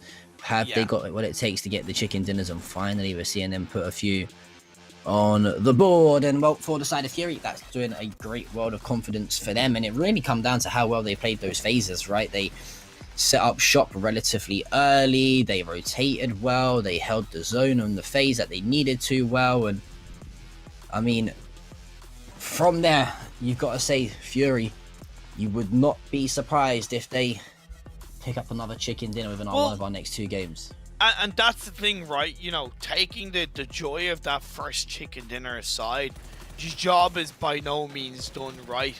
You know, yes, that game will jump them up to, I believe, 6th place in the standings ahead of Made in Thailand because of the amount of kills that they have. But they're still only going to be the number 1 team with 1 chicken dinner. There's still 2 teams ahead of them with 2 chicken dinners, and then you've got 3 other teams ahead of them with 3 chicken dinners. Like I said, coming into today's broadcast, for the likes of Baonam and Fury, realistically, they really need to get 2 chicken dinners in today's matches. We've seen 1 from Fury. I'd like to see 1 from Baonam in the final 2 matches, and maybe a second from one of those 2 teams. Yeah, it's going to be an intriguing affair to say the least, but we mentioned the leaderboards on the live standings. Why don't we go ahead and take ourselves a little look at how things look here at the halfway stage in day number 5. And, well, it's Division X joint top at the moment with 70 kills from the future just behind them, and followed closely by Bliss with 66. But look at Fury, man. Up into 6, 93 kills, the 1 chicken dinner as well.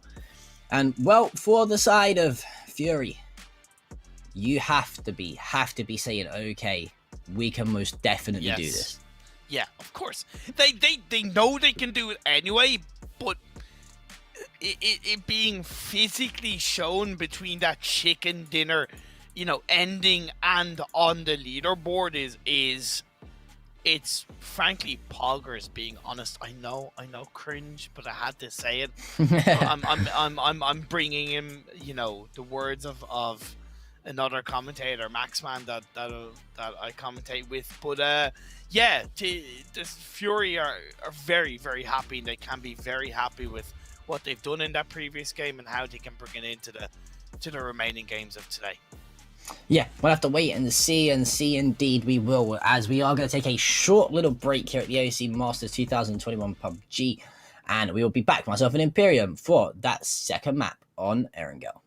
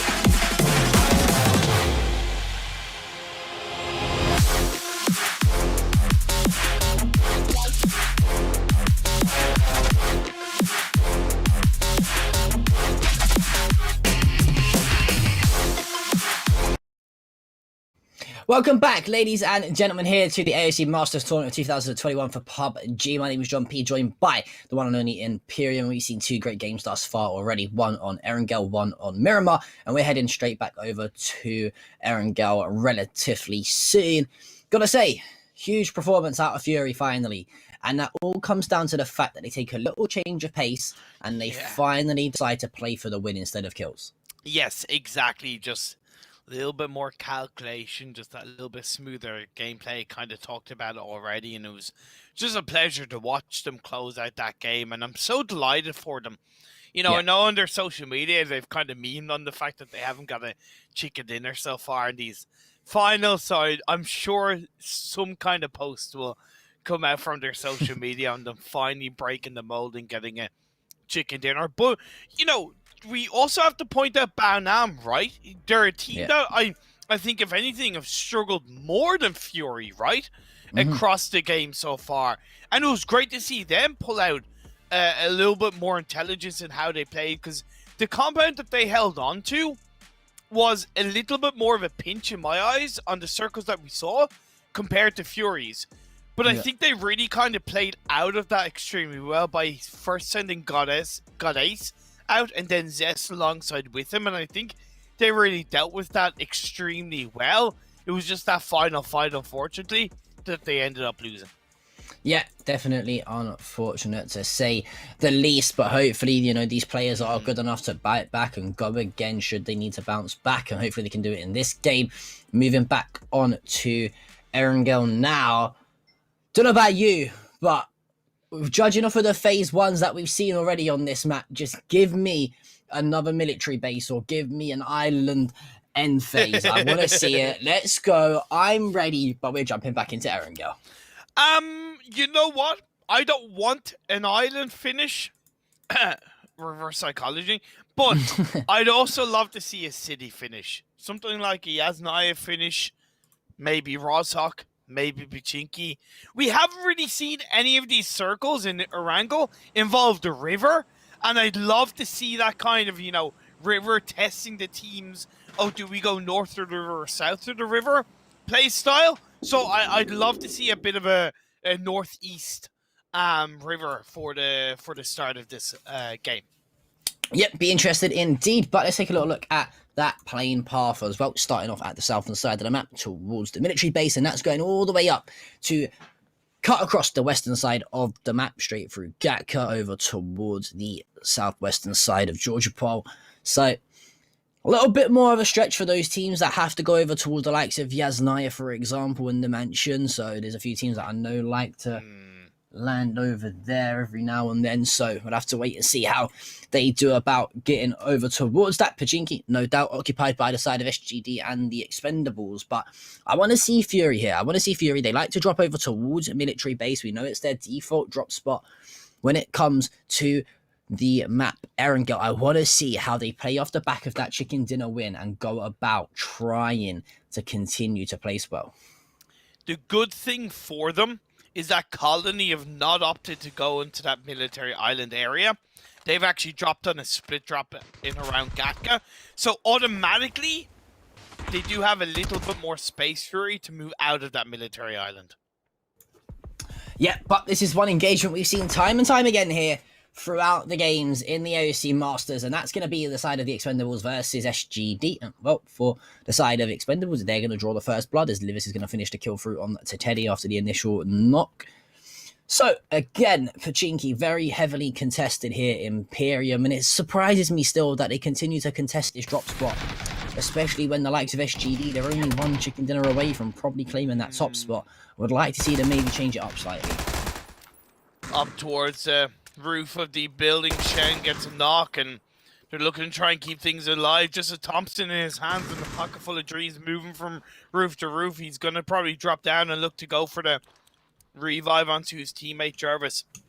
However, John, we need to take a step back, because with all due respect, these two teams have been fighting in Pachinki for quite a while across all these games.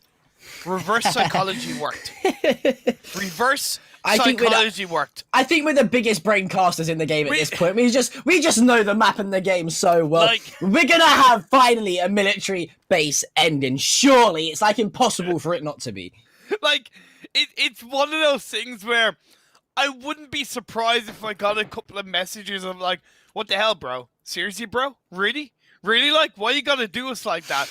And for certain players, because you know, you wanted it, I didn't want it, reverse psychology, and we both got it. So, Fury don't need to worry about moving out of Military Island, to be fair. E-Arena will want to think about their descent into the island. They already have I Am Feroz inside the island as a bit of an anchor point. So that's really healthy. The rest of the team now starting to move away from the ferry pier with Sissy and KM99 moving across the bridge. Lyrics is still just looting up the ferry pier area. But E-Arena have a great opportunity on this western side of the island to really control and dominate, pick up a couple of early kills. Yeah, well, we usually tend to mention at times, right, that for military base endings, it's only one or the other bridge that's usually viable, worth camping to try and find some kills off of. But I would say both bridges here very most definitely in play at the moment, as we are only obviously in phase 1. As phase 2 starts to shift, we can see which one will most likely creep its way out of the zone. But I mean, the likes of Bliss, they played the bridge camp fantastically well when we saw it in a previous day or so. E-Arena very good at that as well. But I want to highlight one team you mentioned, Fury, right? Not only did they come off the back of the win in the last game, but we saw a very similar ending to this yesterday. It wasn't exactly bang center of military base, but we saw Fury really struggle to handle the low ground. And it was the game that E-Arena won, I think, initially, when it started to shift towards the power station, if I'm correct. Yeah, and Fury, it was more the fact of how they positioned themselves inside those circles yesterday that was quite tough. Whereas this time around, they have 2 players down by the docks area on the southern side of the island. So this military island phase 1 is so heavily down south, it does make that south side a lot more accessible. Yeah. And it also makes it easier for a team like Fury to control. What I appreciate is Myth and how they've rotated into the island. You kind of highlighted that the western bridge and the eastern bridge are technically accessible. I kind of want to say actually none of them are kind of accessible, because unless you get the timing absolutely right, there's a lot of risks involved, whereas Myth's rotation from the coastline of the mainland right through to the northern coastline of the island is absolutely spot on.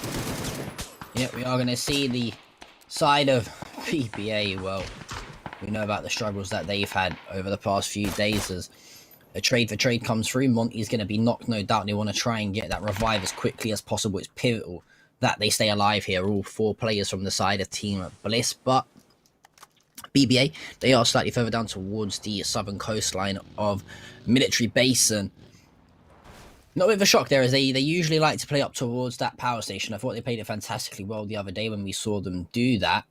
The revive has come through though for Bliss, and Monty's all good, and it's just the squad of BBA that's got the 1 player less. Oh man. Kingslayers going for a botation. Right now, they're kind of 2-2 split on those botations, but they're quite heavily split, which is a bit of a worry. Fury are there on that south edge to greet them, but not in a good way. We're seeing Colony making their way towards the Ferry Pier Hill to maybe look for a bit of an entry point into the circle. Right now, E-Arena, which I agree with, are not massively bridge camping that western bridge, because I think they recognize that with the phase 1 being so heavily down the south of the island, that you are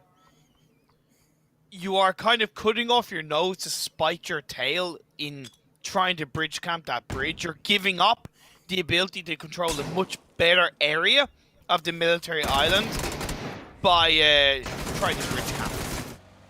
Yeah, and I like exactly what Fury have done as well. They've decided to hug that coastline a little bit more than try and get caught inside that military base like we saw yesterday. But, well, here comes the rotation from the side of Colony.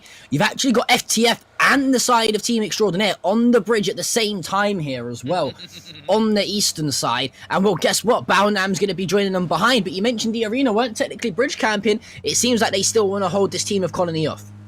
Oh, yeah, definitely. They have people looking in that direction, but they're not focused on the 110% Division X gaming. DK, they're going to be coming in towards each other. Logfee got out of the vehicle, got back in and went, okay, wait, maybe I shouldn't be here. Takes a bit of damage, gets knocked, pays the price.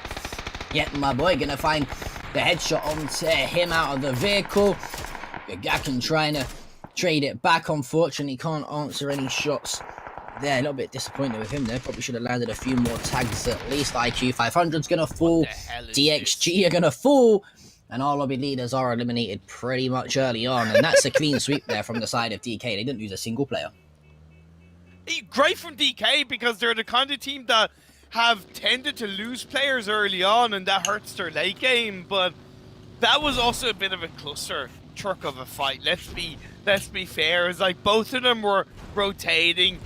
Division X made a big mistake by Logfy kind of getting out of Eagle, then getting back in, and the truck on the acceleration isn't really that good, so it hurts his ability to disengage. He gets knocked.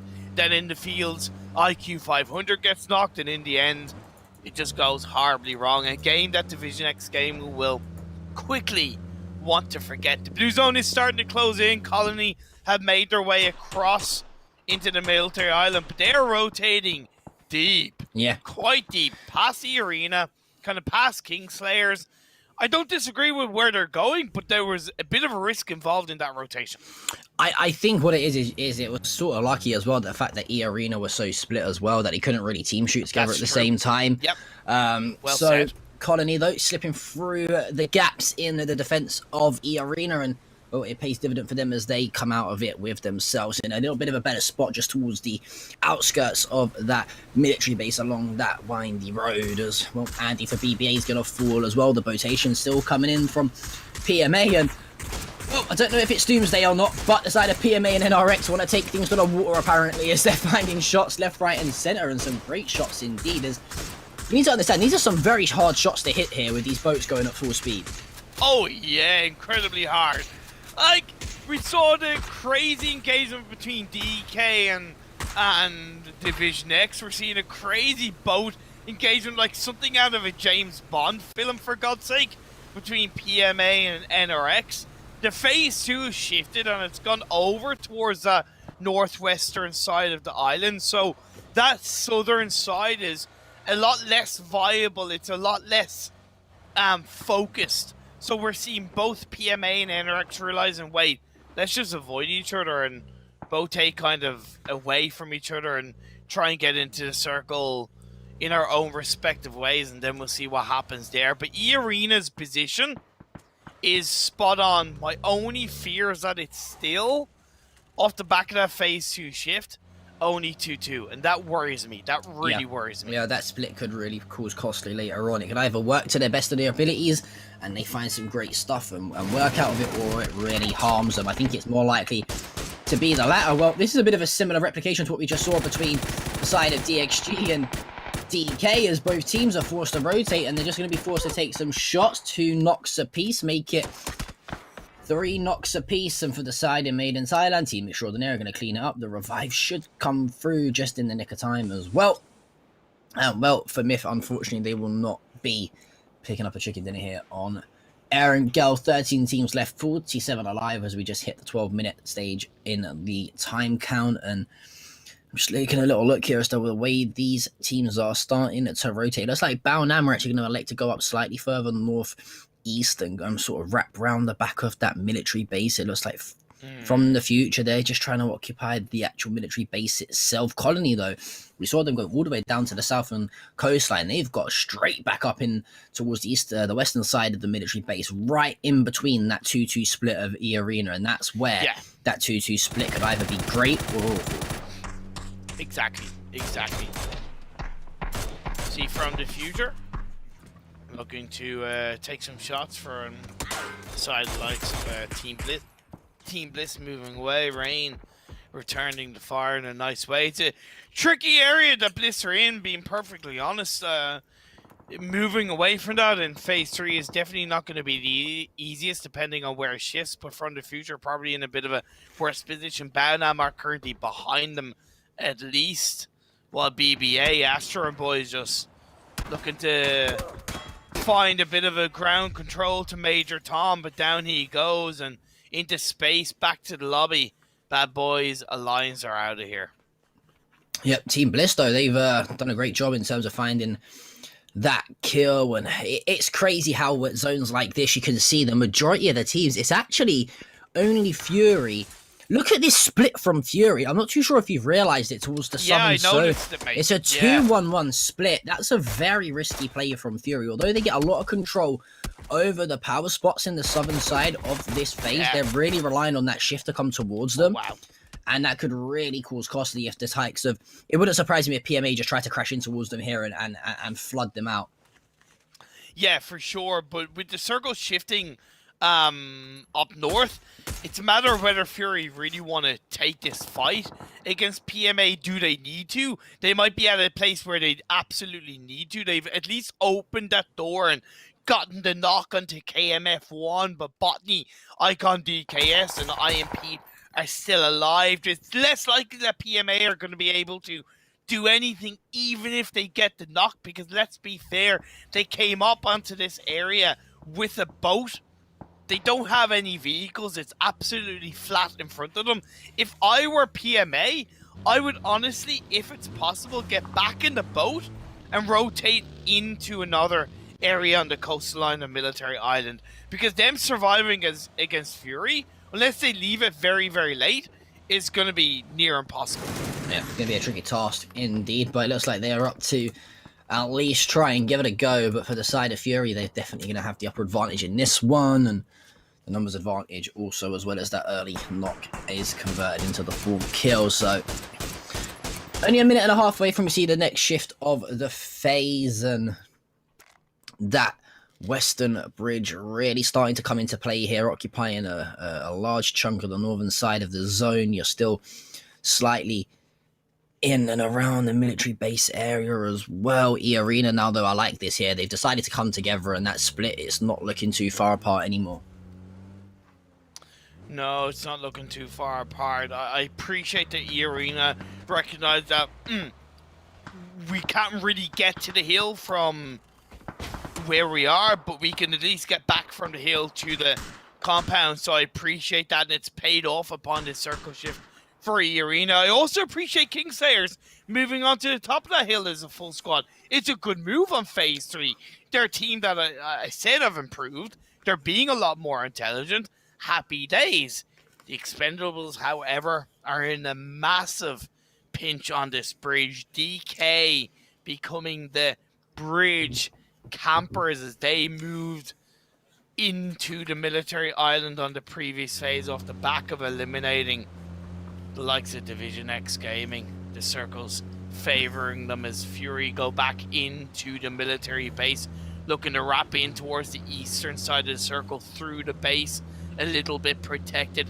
It's a longer rotation, it's a slower rotation, but by God, is it a pretty big brain rotation. Yeah, one big brain rotation as well. It's got a PMA. They've done exactly what you wanted here, Imperium, is yes, they've used that rotation to come from the southern coastline all the way to the western coastline and swoop in behind the likes of NRX and even potentially Balnam. But for the side of Fury, although they do take a little bit of damage in terms of the zone hitting, it doesn't matter for them though. They've got enough to work with to get back up to full HP. And there you go, E-Arena, bang center of the zone here as that phase drops.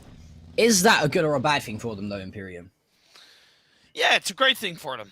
Honestly, like, it's absolutely spot on for them. They should be able to do absolute wonders. We've seen what E-Arena can do in these kind of circles, in these kind of games, and I've no doubt centering up, them being in the compound, happy days. Team Extraordinaire have gone for a bit of a bold push onto the compound across the road, and so far, no casualties, but E-Arena certainly shooting towards them, while DK continues to bridge camp to the side of the Expendables. I'm not too sure if the Expendables are going to expect this as well, especially they're not going to expect Limitless to be so advanced up towards the bottom of that bridge. God Ace finds 1-on-1, nice L drops Icon, and yeah, I don't think them two teams are going to know that they're actually so close together, but two teams that know that they are close together, though, are the sides of Team Extraordinaire and E-Arena. E-Arena, you'd say, definitely in a nice spot here, provided, I mean, the only thing I can think is if that shift heavily takes it away from the center of where they are, and they got a bit of a rotation on, but PM8, they're going to fall out, unfortunately, in 12th spot via a couple of grenades. Yeah. And For NRX Esports, they got to try and deal with DK. Yeah, they do. I appreciate what PMA tried to do. Really, I do. I think it was a safer of the two rotations. Unfortunately, NRX had put themselves in a good position themselves across these circles, so they deserve credit for that. We're able to help clean up the side of PMA. The Expendables pushing in, they're down to 2 across the bridge. You have Kingslayers wrapping down towards the underside of where they hold on to, looking to push back NRX, but they have Baonam right behind them. Yep, indeed, and that's probably one team you don't want to be stabbing you in the back. It's one of the best teams in the event thus far, and that's going to be Baonam United. There you go. The engagement starts to happen. It's going to be a nade onto the feet of Jason as he falls. Isu being tagged up relatively hard as well, and this is an awful situation from Kingslayer. It really is not a bad they know, so that will force Young B to just scamper his way across the field and survive to see another day. But if you're the squad of Kingslayer here, you're really, really dancing with the devil. Yeah, that angle from Zest is absolutely perfect. Covering and dealing with the edge of the blue wonderfully, pushing back.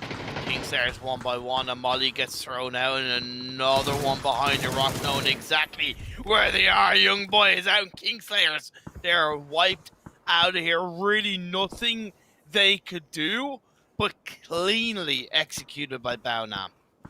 Yeah, fantastic stuff from Baonam. And well, for the side of them, they now turn their attentions to the squad of NRX. There's a few kills come through. Nice Eldo trades it back as Limitless and Zaichu's gonna fall. For Baonam here though, you gotta try and deal with these solo players and the duo players over towards the western side of the map if you can. It looks like they want to try and edge in. It looks like they want to try and edge in towards the western side, just above where E Arena are. There's a little bit of a hill here, so exactly. They've got to try and deal with these solo players and make sure like there's no mistakes that are made. For sure, and that's the thing. They can't just brashly push on towards that hill because it's high ground. It kind of becomes a bit of a target. There's not too much hard cover. The good thing for them is that they have a few vehicles to play with, but sticking on foot for a little bit of time, grabbing a solo kill here or there is so valuable for Baonam, setting themselves up really comfortably for this late game. And that's why I highlighted E Arena not bridge camping in phase 1 or not prioritizing it, because we saw DK hold on to that bridge camp against the likes of the Expendables for quite a period of time, and that only allowed them to get picked off later on because they didn't prioritize the position further in towards that military island, and NRX took them out.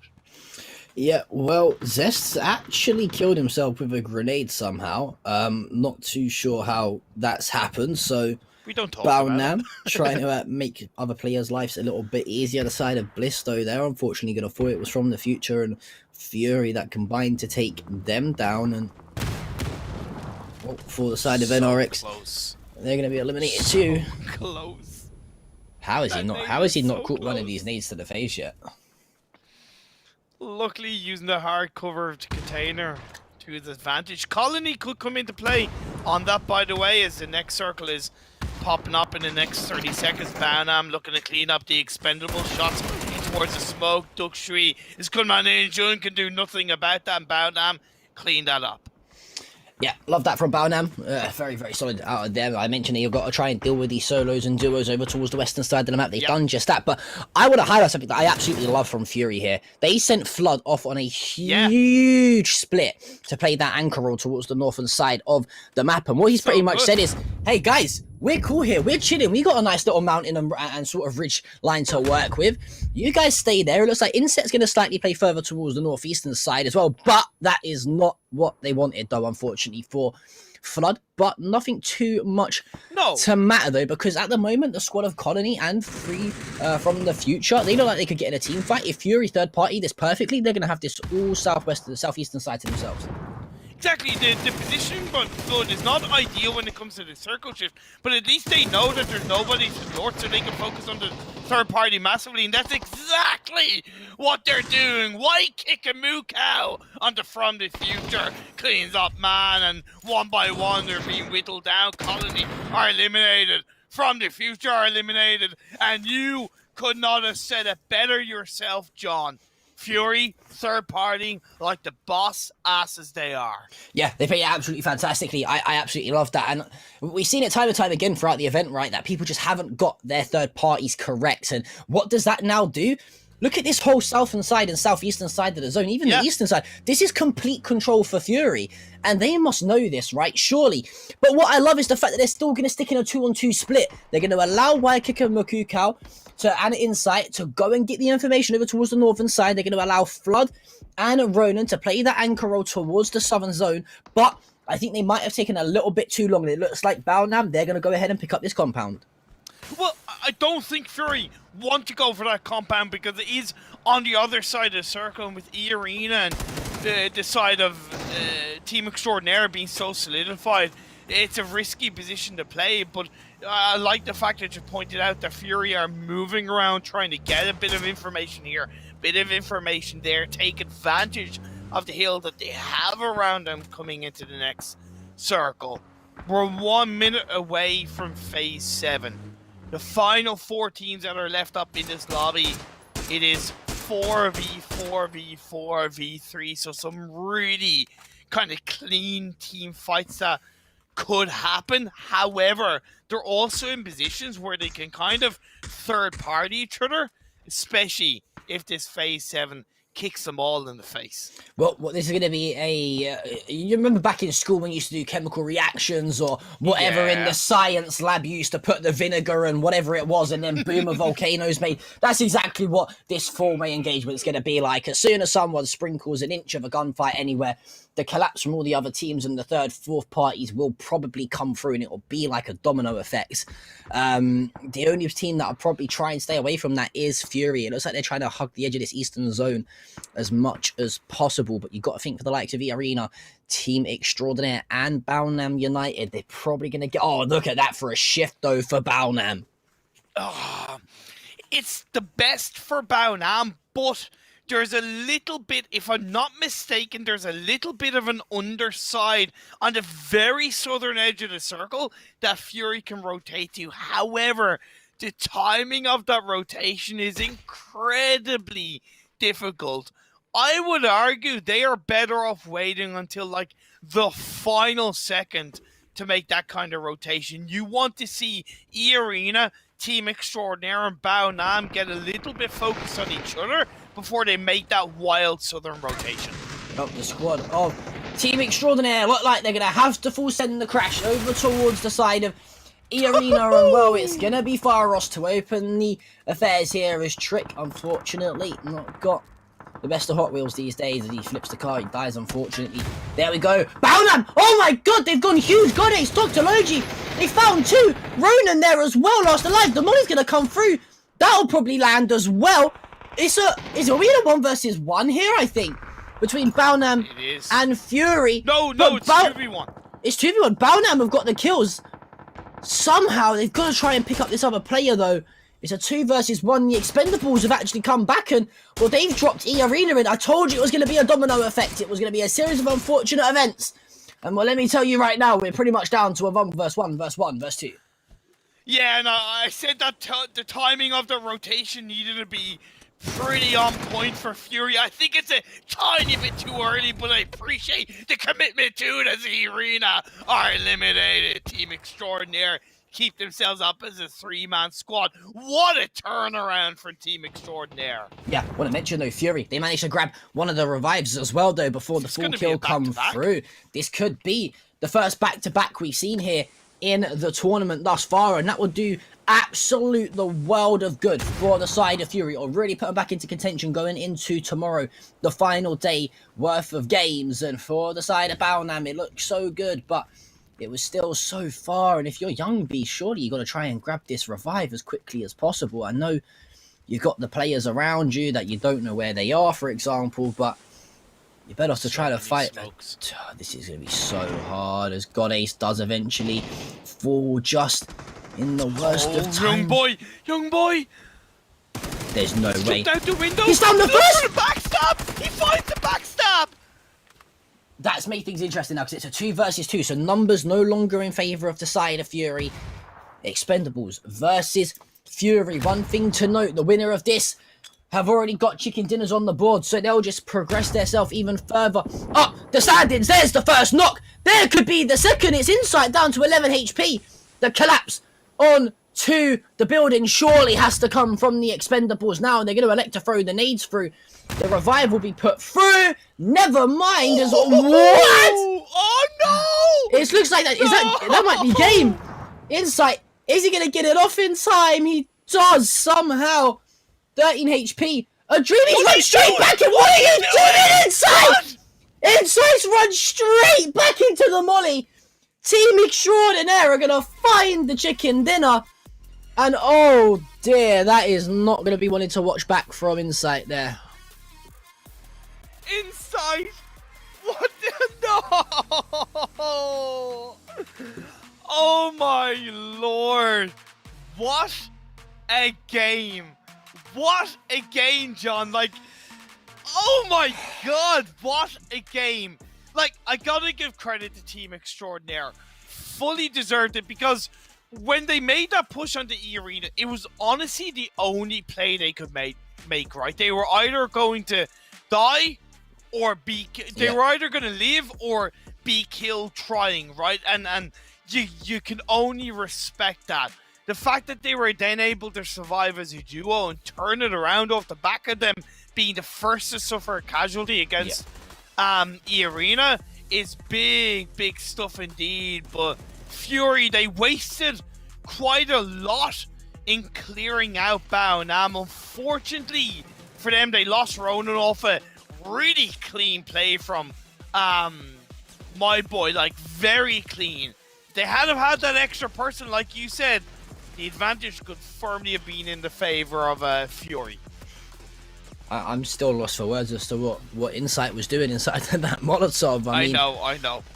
Surely he knows how long a Molotov lasts, right? He plays the game day in and day out. It's a little bit confusing. I don't know, but here's the thing. That might...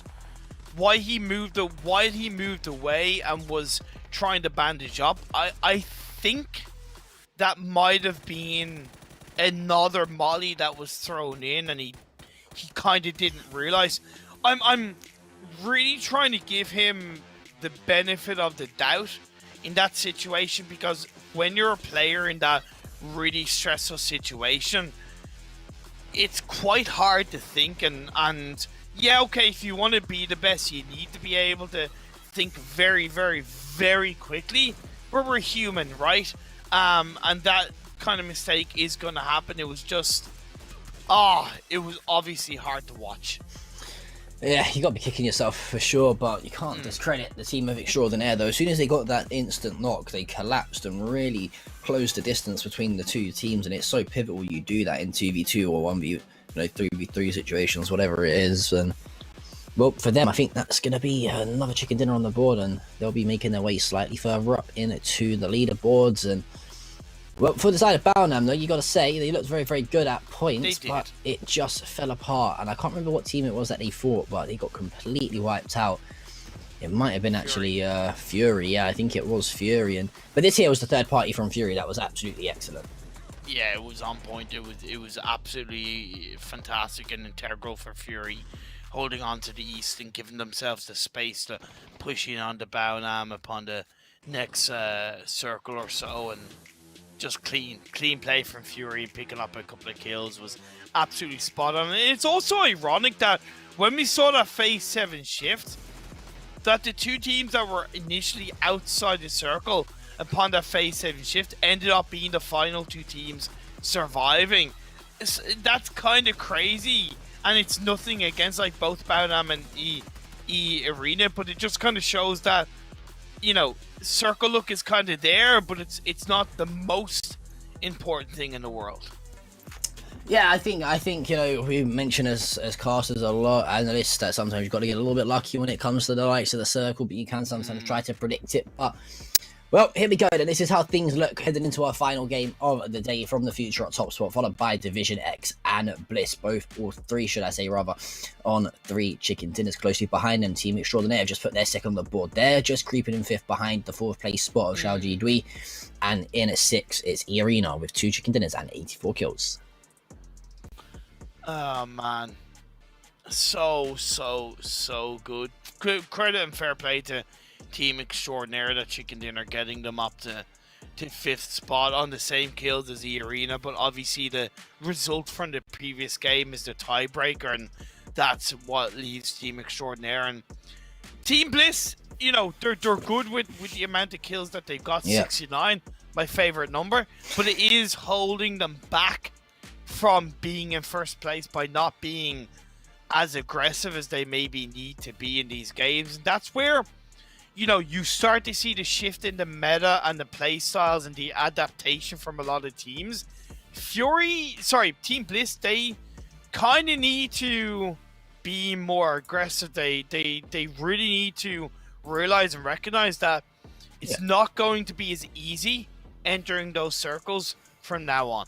Yeah, we'll have to wait and see how these teams get on in that final game, which will be on Miramar. Me and Imperium will be back after this break.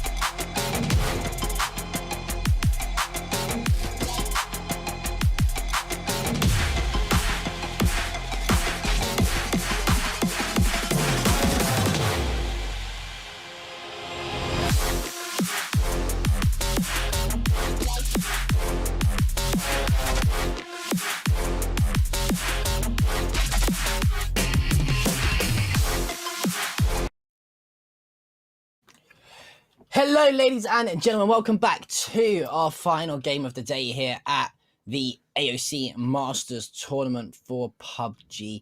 I'm joined by the one and only Imperium once again. And, well, we've seen a fantastic set of games thus far. Fury nearly going back-to-back, Imperium. What are we expecting in this last one? I'm expecting a Bao chicken dinner. Why not? They've put themselves in top 2 and top 3 2 games in a row. That deserves credit in that regard. A chicken dinner, bring it on. Oh my god. I just realized I was muted on Discord to the point where you couldn't hear me. But I was doing the cast and nod along, so I acted like I knew what you were talking about. Sorry about that. Sorry, but because the way we have set up the broadcast, you guys, the viewers, can hear us through vMix, whereas me and John can hear each other through Discord. It's one of those things. It's a commentating thing. My apologies. I was saying that you're an amazing person and you're a wonderful, beautiful human being. Thank you. I appreciate it. Even though I'm like a meme on the Fury Twitter page right now because I said I don't think they're going to win a game, and they literally won that same game. So, you know, it is what it is, right? That's the curse of the commentator. That's the worst thing about being a commentator. But let's go back into Miramar, baby, as we are heading into our last game. One of the most pivotal games, you could say, of the event, match 20. Yes. As whoever wins this can finally put a little bit of momentum running going into the last game's worth of action. And we have seen, of course, every game so far today with different chicken dinner winners. It's been the same across the board. No single day has had more than one team winning, if I am not mistaken. Yeah, we've not seen a back-to-back. We've not seen a back-to-back yet. Or even not necessarily like a back-to-back, but even just like the same team winning in one day. Yeah, as far as I know, I don't think we have. I think the closest to that we've got is From the Future winning in consecutive days. I think that's the closest we've got to it. But not a bad playing path here to start things off. Imperium. It's going from the north to the south, just clipping the eastern border of Los Leones and La Benita. So, what are we expecting in this last game? What are we expecting? Are we expecting a little bit more of a slow-paced game? The likes of Fury, for example, trying to put yet another win on the board, or? Well, it's definitely been a bit of a trend where the final game of the day tends to be a little bit more slow-paced. I don't think these games have been massively fast-paced across today compared to previous days, and I think that's massively a part of these teams becoming naturally more comfortable, more familiar with each other. They're learning to counter each other a little bit more, rotate around each other to an extent. But I'm expecting, a little bit more of an exclusively passive final match of the day. The phase on circle will, of course, be a big brunt of what does happen. As Fury, White Kick, and Moo Cow trying to take a couple of shots on towards one of the NXR players, or at least 2 that are floating down below from them. And NXR with a big split outside of Los Leones, a risky split as well, to be perfectly honest, and they might end up paying a big price for that as Iranic is knocked down at the hands of Flood. But the phase 1, John, it's a good phase 1. It's a little bit on the east. Just to put it out there, the island is in play. I'm just putting it out there. But it's not gonna be an island end game. No, it's not going to be an island end zone. It's totally not going to be an island end zone. Nudge, nudge, wink, wink. But I really like this kind of circle on the eastern side of the map. Yeah, it's probably we've seen this sort of similar zone over the past few days or so, and it's probably made for some of the best sort of viewing places. There's a lot of ridgy and rocky cliffs around, you know, those big mountains as well to play off in and around, where just above, just underneath where the likes of the Expendables are and PMA also. It definitely makes for a good viewing pleasure as well. But there is still obviously a lot of time left in this game, and RX are going to lose. Unfortunately, one of their players early on to a knock. It's not been revived just yet, not been confirmed, so time will tell if they're going to get all of their players back up into this one. But These are our current leading winner chicken dinners, you could say, off the back of the last game, looking to try and go one better and take the overall live standings top spot. And for the side of NRX, that kill does get confirmed, and it's going to be Flood to open the picket. Say, open the floodgates. I like it. I like it. Yeah, I like it a lot. Thank you. Thank you very much. Thank you. I said I'm here till tomorrow. I'm here all week.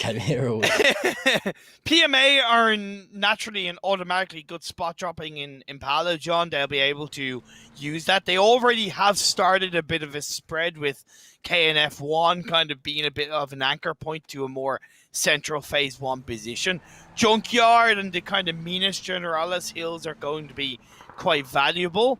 And then the south part just north of Porto Priso are so good to hold on to in this kind of phase 1. Again, similar to the first Miramar game, even though it's not as heavily to the east, the north and south side of this circle are just great to be able to play around and move into the phase 2, phase 3. Yes, we are going to have to wait and see how those phase 2, phase 3, and even phase 4 start to take shape, as we'll see those shifts come into play very soon, about a minute until that blue starts to creep its way in towards these players. And I'm just thinking, in terms of across the board in the Miramar games that we've seen, what teams have impressed me. The likes of the Arena come to mind. You could even throw the likes of Team Bliss in there. Fury played quite solidly on this map. They obviously picked up the win on it. Even Made in Thailand and Colony. Would you say, are there any teams here in this live standings that you could sort of bank on not winning the event? Oh, on not winning the event? Yeah, like, right, because I think if you look at the live standings, anyone inside the top 10 you could probably say still is within a chance, right? Yeah, I would say PMA downwards, because you, even though BN don't have a chicken dinner, you really can't count them out. You can't. They're playing in PGC. To count them out would be just honestly kind of stupid. Even though, don't get me wrong, a team is only as good as how they're currently playing. It's PGC, like, right? It's just, no. You just don't count them out. But PMA downwards, I just don't think those teams have showed enough fight, enough improvement, enough of an evolution, despite me crediting the likes of Kingslayers on how they have improved. Just not enough to be able to get more than maybe one chicken dinner when you have like the top 2, top 3 teams getting 3 chicken dinners and there's only now 5 matches left. That becomes so much more difficult for those teams. It's a good question you asked, John. Yeah, it's always hard. I mean, because PUBG is such an unpredictable, game. Battle royales in general are so unpredictable in terms of it only takes think about it logically. Even if you look at BBA, who are bottom of the standings, if they win 4 games in a row, they win the competition, right, with the least amount of kills. So it's always never say never in the game of Battle Royale and PUBG in particular, but I do agree with you. Anyone below PMA, I would say, is probably a very much a long shot. I'd even probably try and I'd probably say anyone below Fury, to be honest with you. Yeah. I think Fury out of the teams with 1 chicken dinner are probably the only team that could pop off and probably get a few in a row. Like, if this was the super settings rule where placement points and kill points came into the mix, I would have a much different story to tell and a much different answer. But with how the rule is in place of it's the team with the most chicken dinners, unfortunately there has to be a much harsher cutoff point. I tried to take the attitude of it's not over till the fat lady sings, it's not over till it's actually over. But this rule set does make that cutoff point just so much more obvious. DK, in a bit of a 3-1 spread, looking good outside of La Medina. This kind of compound is great for phase 1 because it's very flat around you, so they're able to really throw out a shot here, throw out a shot there, maybe suppress and manipulate a little bit of traffic around them coming into phase 2. So if it shifts harshly away from them and they need to reposition quickly, it's a lot easier for them to do so. Yeah, and I feel like we don't see teams do that enough as well. I feel like sometimes teams will just bank on themselves being good individual players or a good team based off the rotations, but sometimes it's good. It's just good to try and expect the unexpected and get slightly set up or predict the rotation sooner rather than later. But for the side of Fury, their split right now is pretty perfect, to be totally honest with you. You've got 1-2-1 split with Waikiki Macau over towards Los Leonas, flooding inside, just lurking outside the northern side of it. You've got Ronan over towards the sort of ridge lines as well. Yeah. This is a very nice split here. I like this a lot. It gives a lot of control to the side of Fury over this sort of south side of the map. Waikiki Macau, he is rotating because I think his position in Los Leones was honestly quite useless. So him getting closer to what seems to be kind of insight now is a lot more valuable. Maybe Ronan, to be honest, to make a bit of a 1-1-2 with 2 in the front line.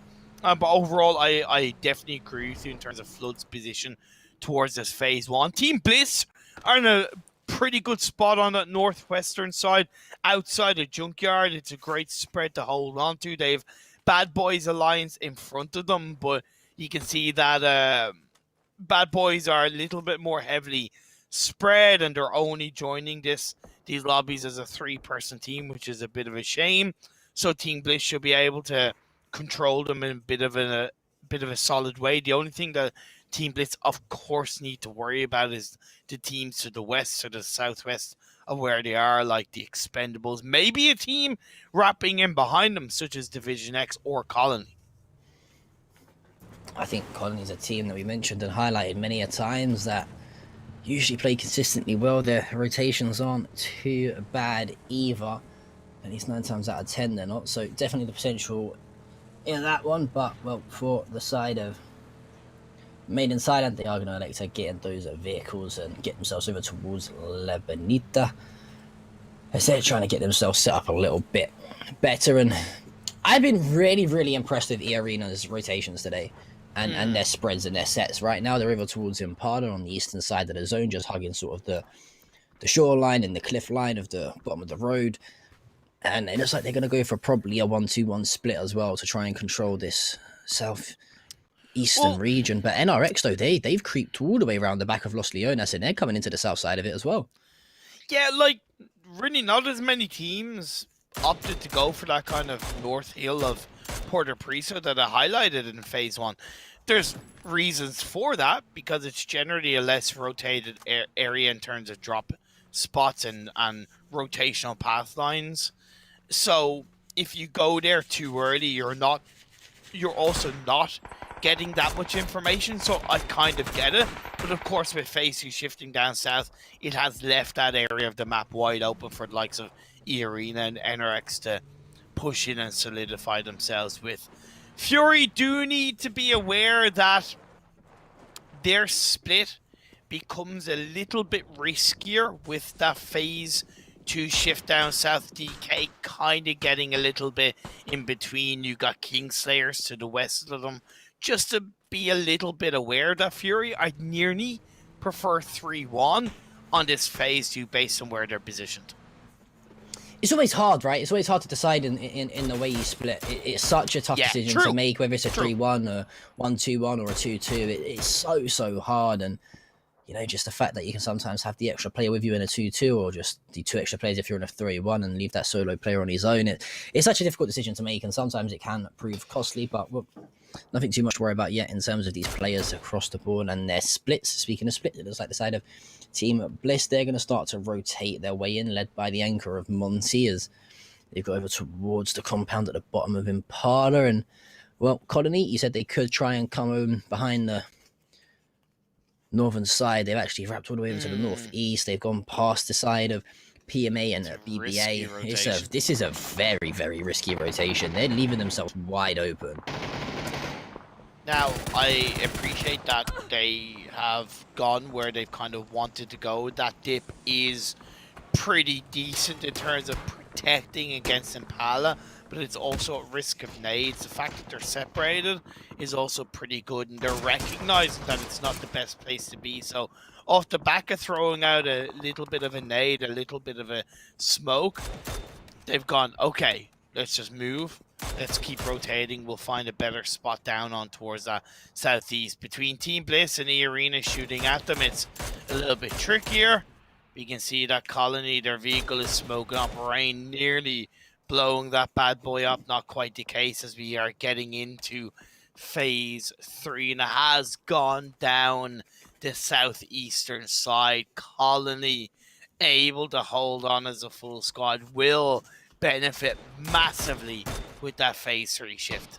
Yeah, like that a lot. The risky rotation seems to have paid off as of now. You've also got to look at the likes of Team Bliss. They seem to be set up quite well as well. It's going to be Bad Boys Alliance trying to hold this squad off of PMA and E Arena. They're going for an equally risky rotation. Both players have decided to just steam on their way down that road and get closer to their other duo. So it's gone from a 2-2 split to a 4-player stack for them. A lot of risky rotations here from either teams, to be honest with you. There's a lot of open ground. DK, DK is stranded right now. They're in an awful spot. And that's why I appreciate that Fury did, even though it's not like 3-1 like it suggested, it's a really strong 2-2 split from Fury. Like, a really strong 2-2 split. And they've been tracking DK for quite a while. I don't even know why DK made that rotation, to be perfectly honest. Well, we look at Xiaoji Dui, looking to punish Division X Gaming. They've gotten 2 kills with the Expendables coming in to get a third. That leaves the KG down to just that one player, Giga Khan, and he kind of really has nowhere to go. Luckily for him, Bao Nam come into third party Xiaoji Dui. Yeah, Bao Nam played this third party fantastically. They're going to find the team wipe as well sooner rather than later. Zest finds the kill onto Upture, and it's all up to Jervis, who instantly everyone's going to turn their attention onto that lone car. But perfect play upon the third party there for the side of Bao Nam. That's the side of Bao Nam we want to see. That's the type of Bao Nam we need to see. We've been missing throughout the competition. The smart, intelligent players that they are to just let people do the hard work, come behind, see you later, Xiaoji Dui. They're unfortunately going to be eliminated here as they bow in 16th spot, which is not the best of situations for them to end the game, and considering they did lead the life standing boards for so long. As I'm just trying to take a little look at the map here as to see where people are coming from and sort of the setups. Bao Nam, they are going to have to try and deal with the side of the Expendables though. Yeah, there's a little bit of a it's tough because if they go up towards the north, not only are the myth there outside the circle, but it's very flat terrain where the 2-person split of Fury really comes into play. So really their only proper entry point is through that kind of northwest to the western side of this circle. So we'll have to see how they play that. Made in Thailand, they're going to push in. They realize that coming in through the north on the open field was a no-show. So they were like, okay, let's just push in and we'll take the fight against whoever's there. Job done. And that's what they do. They don't fully win the fight, but again, what I love about Made in Thailand is that every single move they make, they play it with purpose, and they put 110% into it.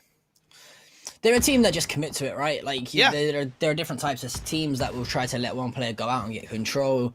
The side of Made in Thailand, they'd rather just use the strength in numbers and try and force their way into the right positionings, but sometimes you can come up short, and well, it's up to Thanawat left alive, and Esquiluso is currently going to be revived in just the nick of time. Jacob's still alive in that smoke, finds one, but the trade comes through. Thanawat's there, and unfortunately, Team Extraordinaire are going to bow out here in 15th place. And I love this though from Bao Nam. Have you seen what Bao Nam have done? There's a 3-1 split here from Bao Nam. They're trying to focus towards the likes of the Expendables, but they've left Youngbeat all the way up towards the north, and I think they're going to try and wait for the engagements from the likes of From the Fire and Fury over towards Myth, clean those kills up on the third party, and then try and grab this spot for their own.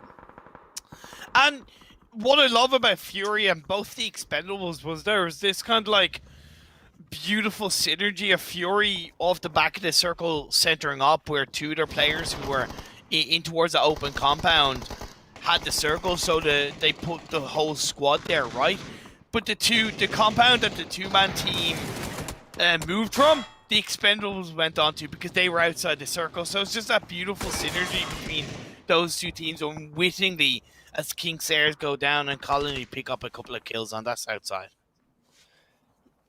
Yeah, unfortunately, for the side of Colony, they're not going to be alive for too much longer. Dr. Logi is going to fall. Escalusia falls as well. And for the side of Balnam, it's a 1-for-1 trade, unfortunately. I think Zest somehow ducking and dodging his way into third survival. Party from Fury.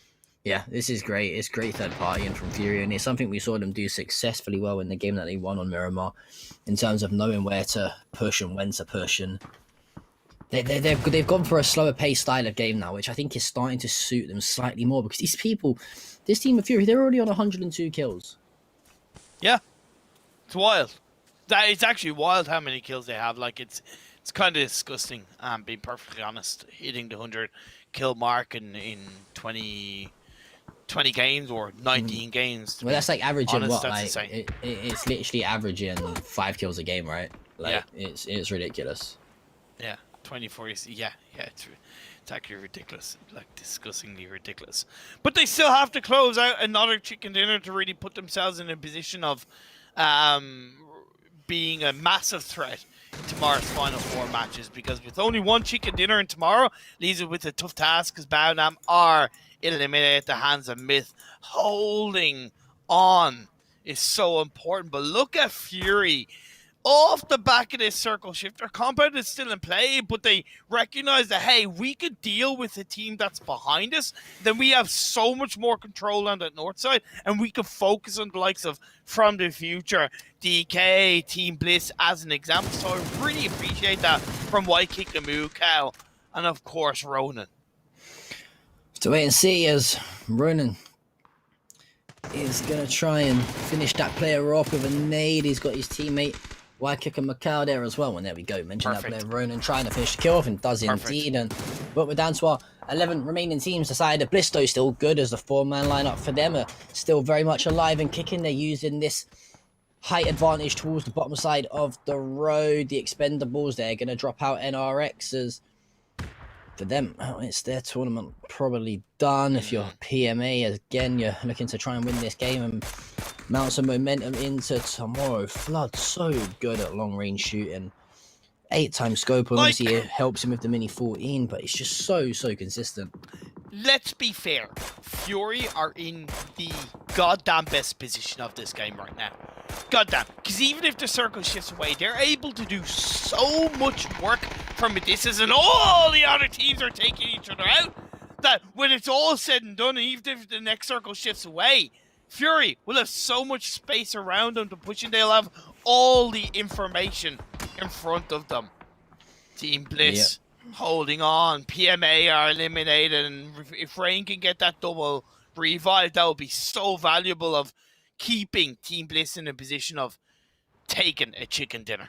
I think he might be able to get that double revive off as well. But Flood, though, for the side of Fury, and just look at the confidence from Fury. They're still 2-2 split, even though we're heading into... They're not relying on the compound. Phase 5. They're just trying to get as much control. Oh, Insight. It's so smart. It's just so smart. It's honestly, it's fantastic from Insight to not even bother shooting a bullet. Wait for the nade to land, spray at the same time. Ronan does get caught with his pants down, though, as Mastodon finds the trade. And Insight, if he can pick up this kill, the squad of Fury are looking fantastic. The Expendables, they're going to fall. It was Colony who took those out. And there you go.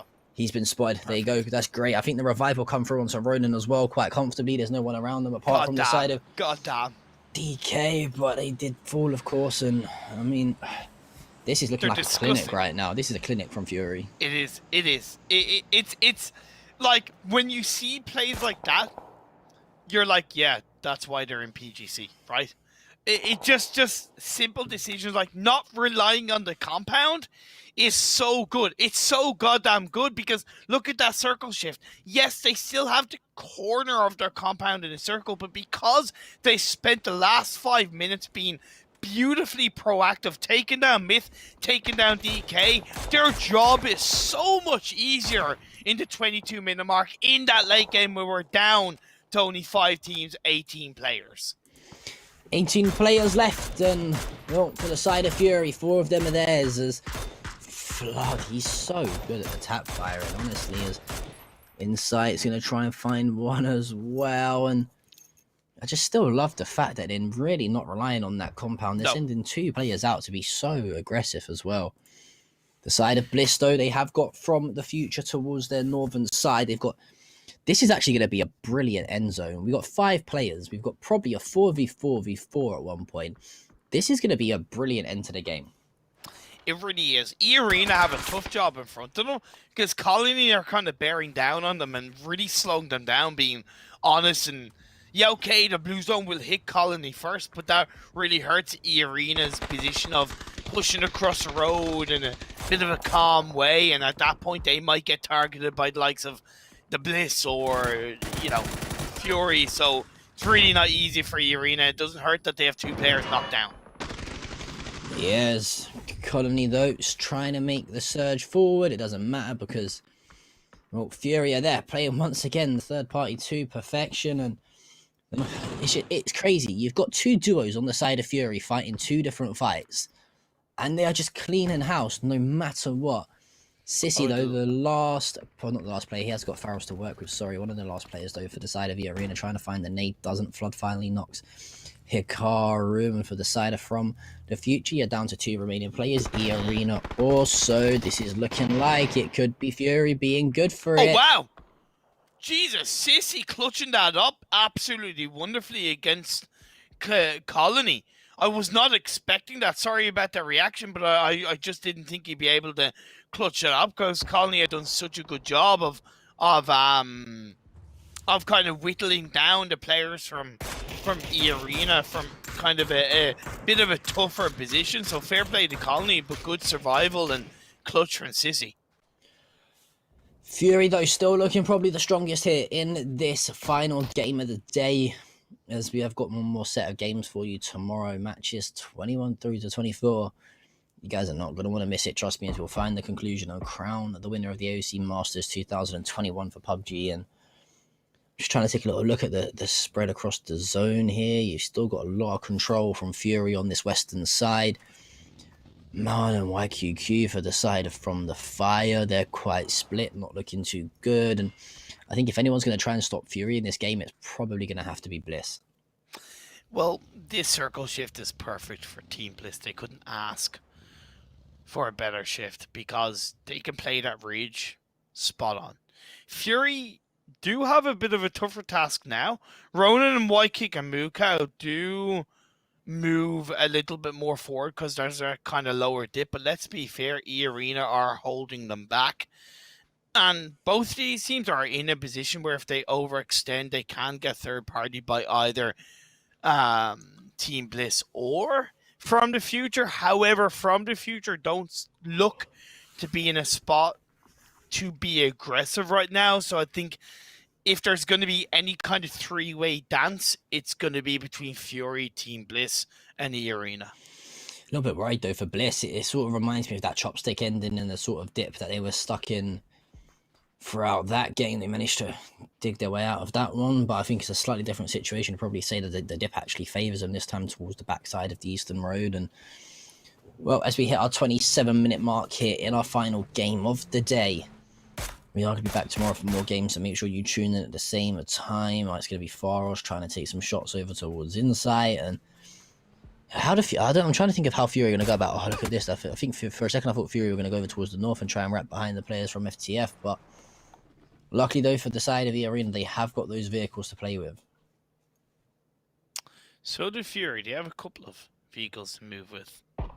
They're opting to abandoning it, at least between Flood and Inside. It looks like it. Kind of looks like it. Waikikamuko and E-Arena, they're going to be firing on up, and I kind of don't get why E-Arena pushed on in, but I definitely appreciate the fact that they went for it, but they pay the price, and this makes the end game so much easier for Fury.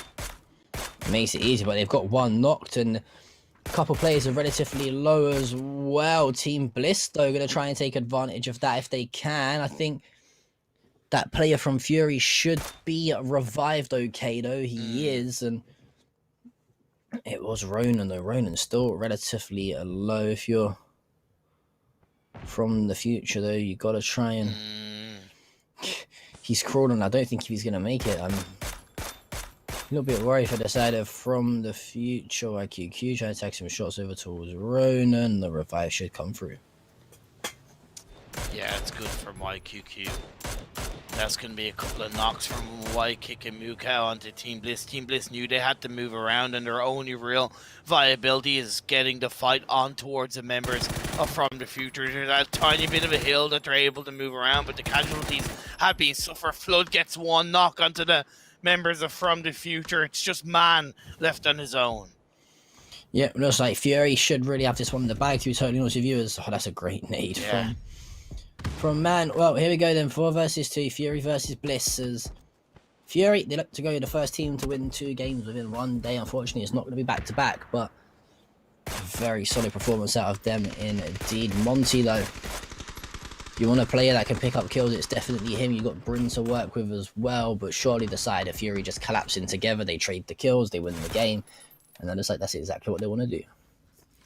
Absolutely wonderfully executed game from the side of Fury. Monty and Bryn, you got 2 Australian teams going up against each other. Very experienced against each other as they look to play in towards the final moments. Nades are reigning supreme. The mini red zone is being set up, but you can also see that Fury are not taking this for granted. Technically, they don't need to move any further. The blue zone is doing the work for them. Yeah, you can see the rotation, though, from Bliss start to come in. Monty, though, is left on his own as Bryn falls to the blue. And, well, he does find Kukao inside isn't going to drop as Flood's there to trade. And Fury, they get their second chicken dinner of the day. Quarantining from a hotel in South Korea as they prepare for PGC. We questioned their ability to close out these games. We didn't question their ability to frag out, as they proved up until today's games that they could get kill after kill after kill. Well, finally, they answer the call. Finally, they break that mold, and as soon as they break down the wall, the floodgates open up, and they end today with the chicken dinner, with a double chicken dinner, and they set their sights firmly on that first place with 4 more games to go tomorrow. It's a fantastic win from Fury. Yeah, it's brilliant play from Fury, honestly, and they dictated that whole game. They played it flawlessly. The confidence was flowing. They played a 2-on-2 split pretty much for that whole entire game at times, which is absolutely ludicrous. But this was Baonam starting thing off with SGD. Guess how many kills Fury got in that game? Guess. 20, maybe? Not far off. 17. Yeah, they were just taking every single fight. It was crazy. It's honestly ridiculous. Like, I know the highlights are up, but honestly, I just can't help but feel like it was straight out the Fury show. It was the Fury show. They were so proactive on that position. The 2-2 split here, the 2-2 split there, the compound hold, the movement out, dealing with Myth, dealing with DK. Every single fight they took, there was a reason behind it. There was a 2-minute head start purpose behind it, and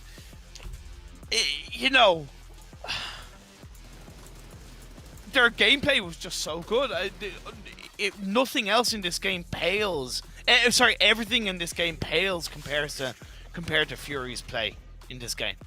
Yeah, I mean, I think you kind of hit the nail on your head, and I couldn't say it better myself. Sometimes you can get carried away by, sort of talking about a team for too long, but I don't think you can't say anything about how good Fury were. Even this here, just the knowledge from inside to just throw the nade. There's no point wasting your ammo. There's no point trying to reveal your location. The nade hits, he sprays to confirm the kills, and it was just so good from Fury across the board. The confidence was flowing. It was kill after kill from them. They third-partied fantastically well, and unfortunately, though, for the side of Bliss, who was left in that 4 versus 2, things just couldn't go right. And I'm definitely going to message Insight today, because I really want to know if this was part of their plan all along, right? To plant the foundation of kills across the first 3 to 4 days, and then in the final 2 days to kind of focus a bit more on the end game, on closing out the chicken dinners, because right now they're in a position of as you get to the leaderboard, of having well over 100 kills. So if they get one more chicken dinner, of course you're kind of relying on Bliss from the future in Division X Gaming not getting another chicken dinner. But my point is, Fury gets one chicken dinner tomorrow, they're automatically in first by like 30 kills. 170 for Fury with 2 chicken dinners. Insane. I'm calling it now. Fury win the first game, Fury win the second game, back-to-backs, and then I think Bliss or From the Future will win the third. Yeah. And we're gonna go into the final game in sort of like a 3 or 4 horse race with people that can win the event. But wow, what a fantastic day of PUBG action, in particular for Fury as well. They've really set them up with some nice play to go into tomorrow, the final day, unfortunately, of the AOC Masters Tournament 2021. And I'm excited for it. I know you are, Imperium. We're going to be back here at the same time tomorrow. So for all you people watching at home, make sure you're here at the same time tomorrow. I'm not going to give you the time zone because it will probably be absolutely incorrect from my point of view. Same time, same place. Basically. Same time, same place. Me and Imperium. We'll see you tomorrow.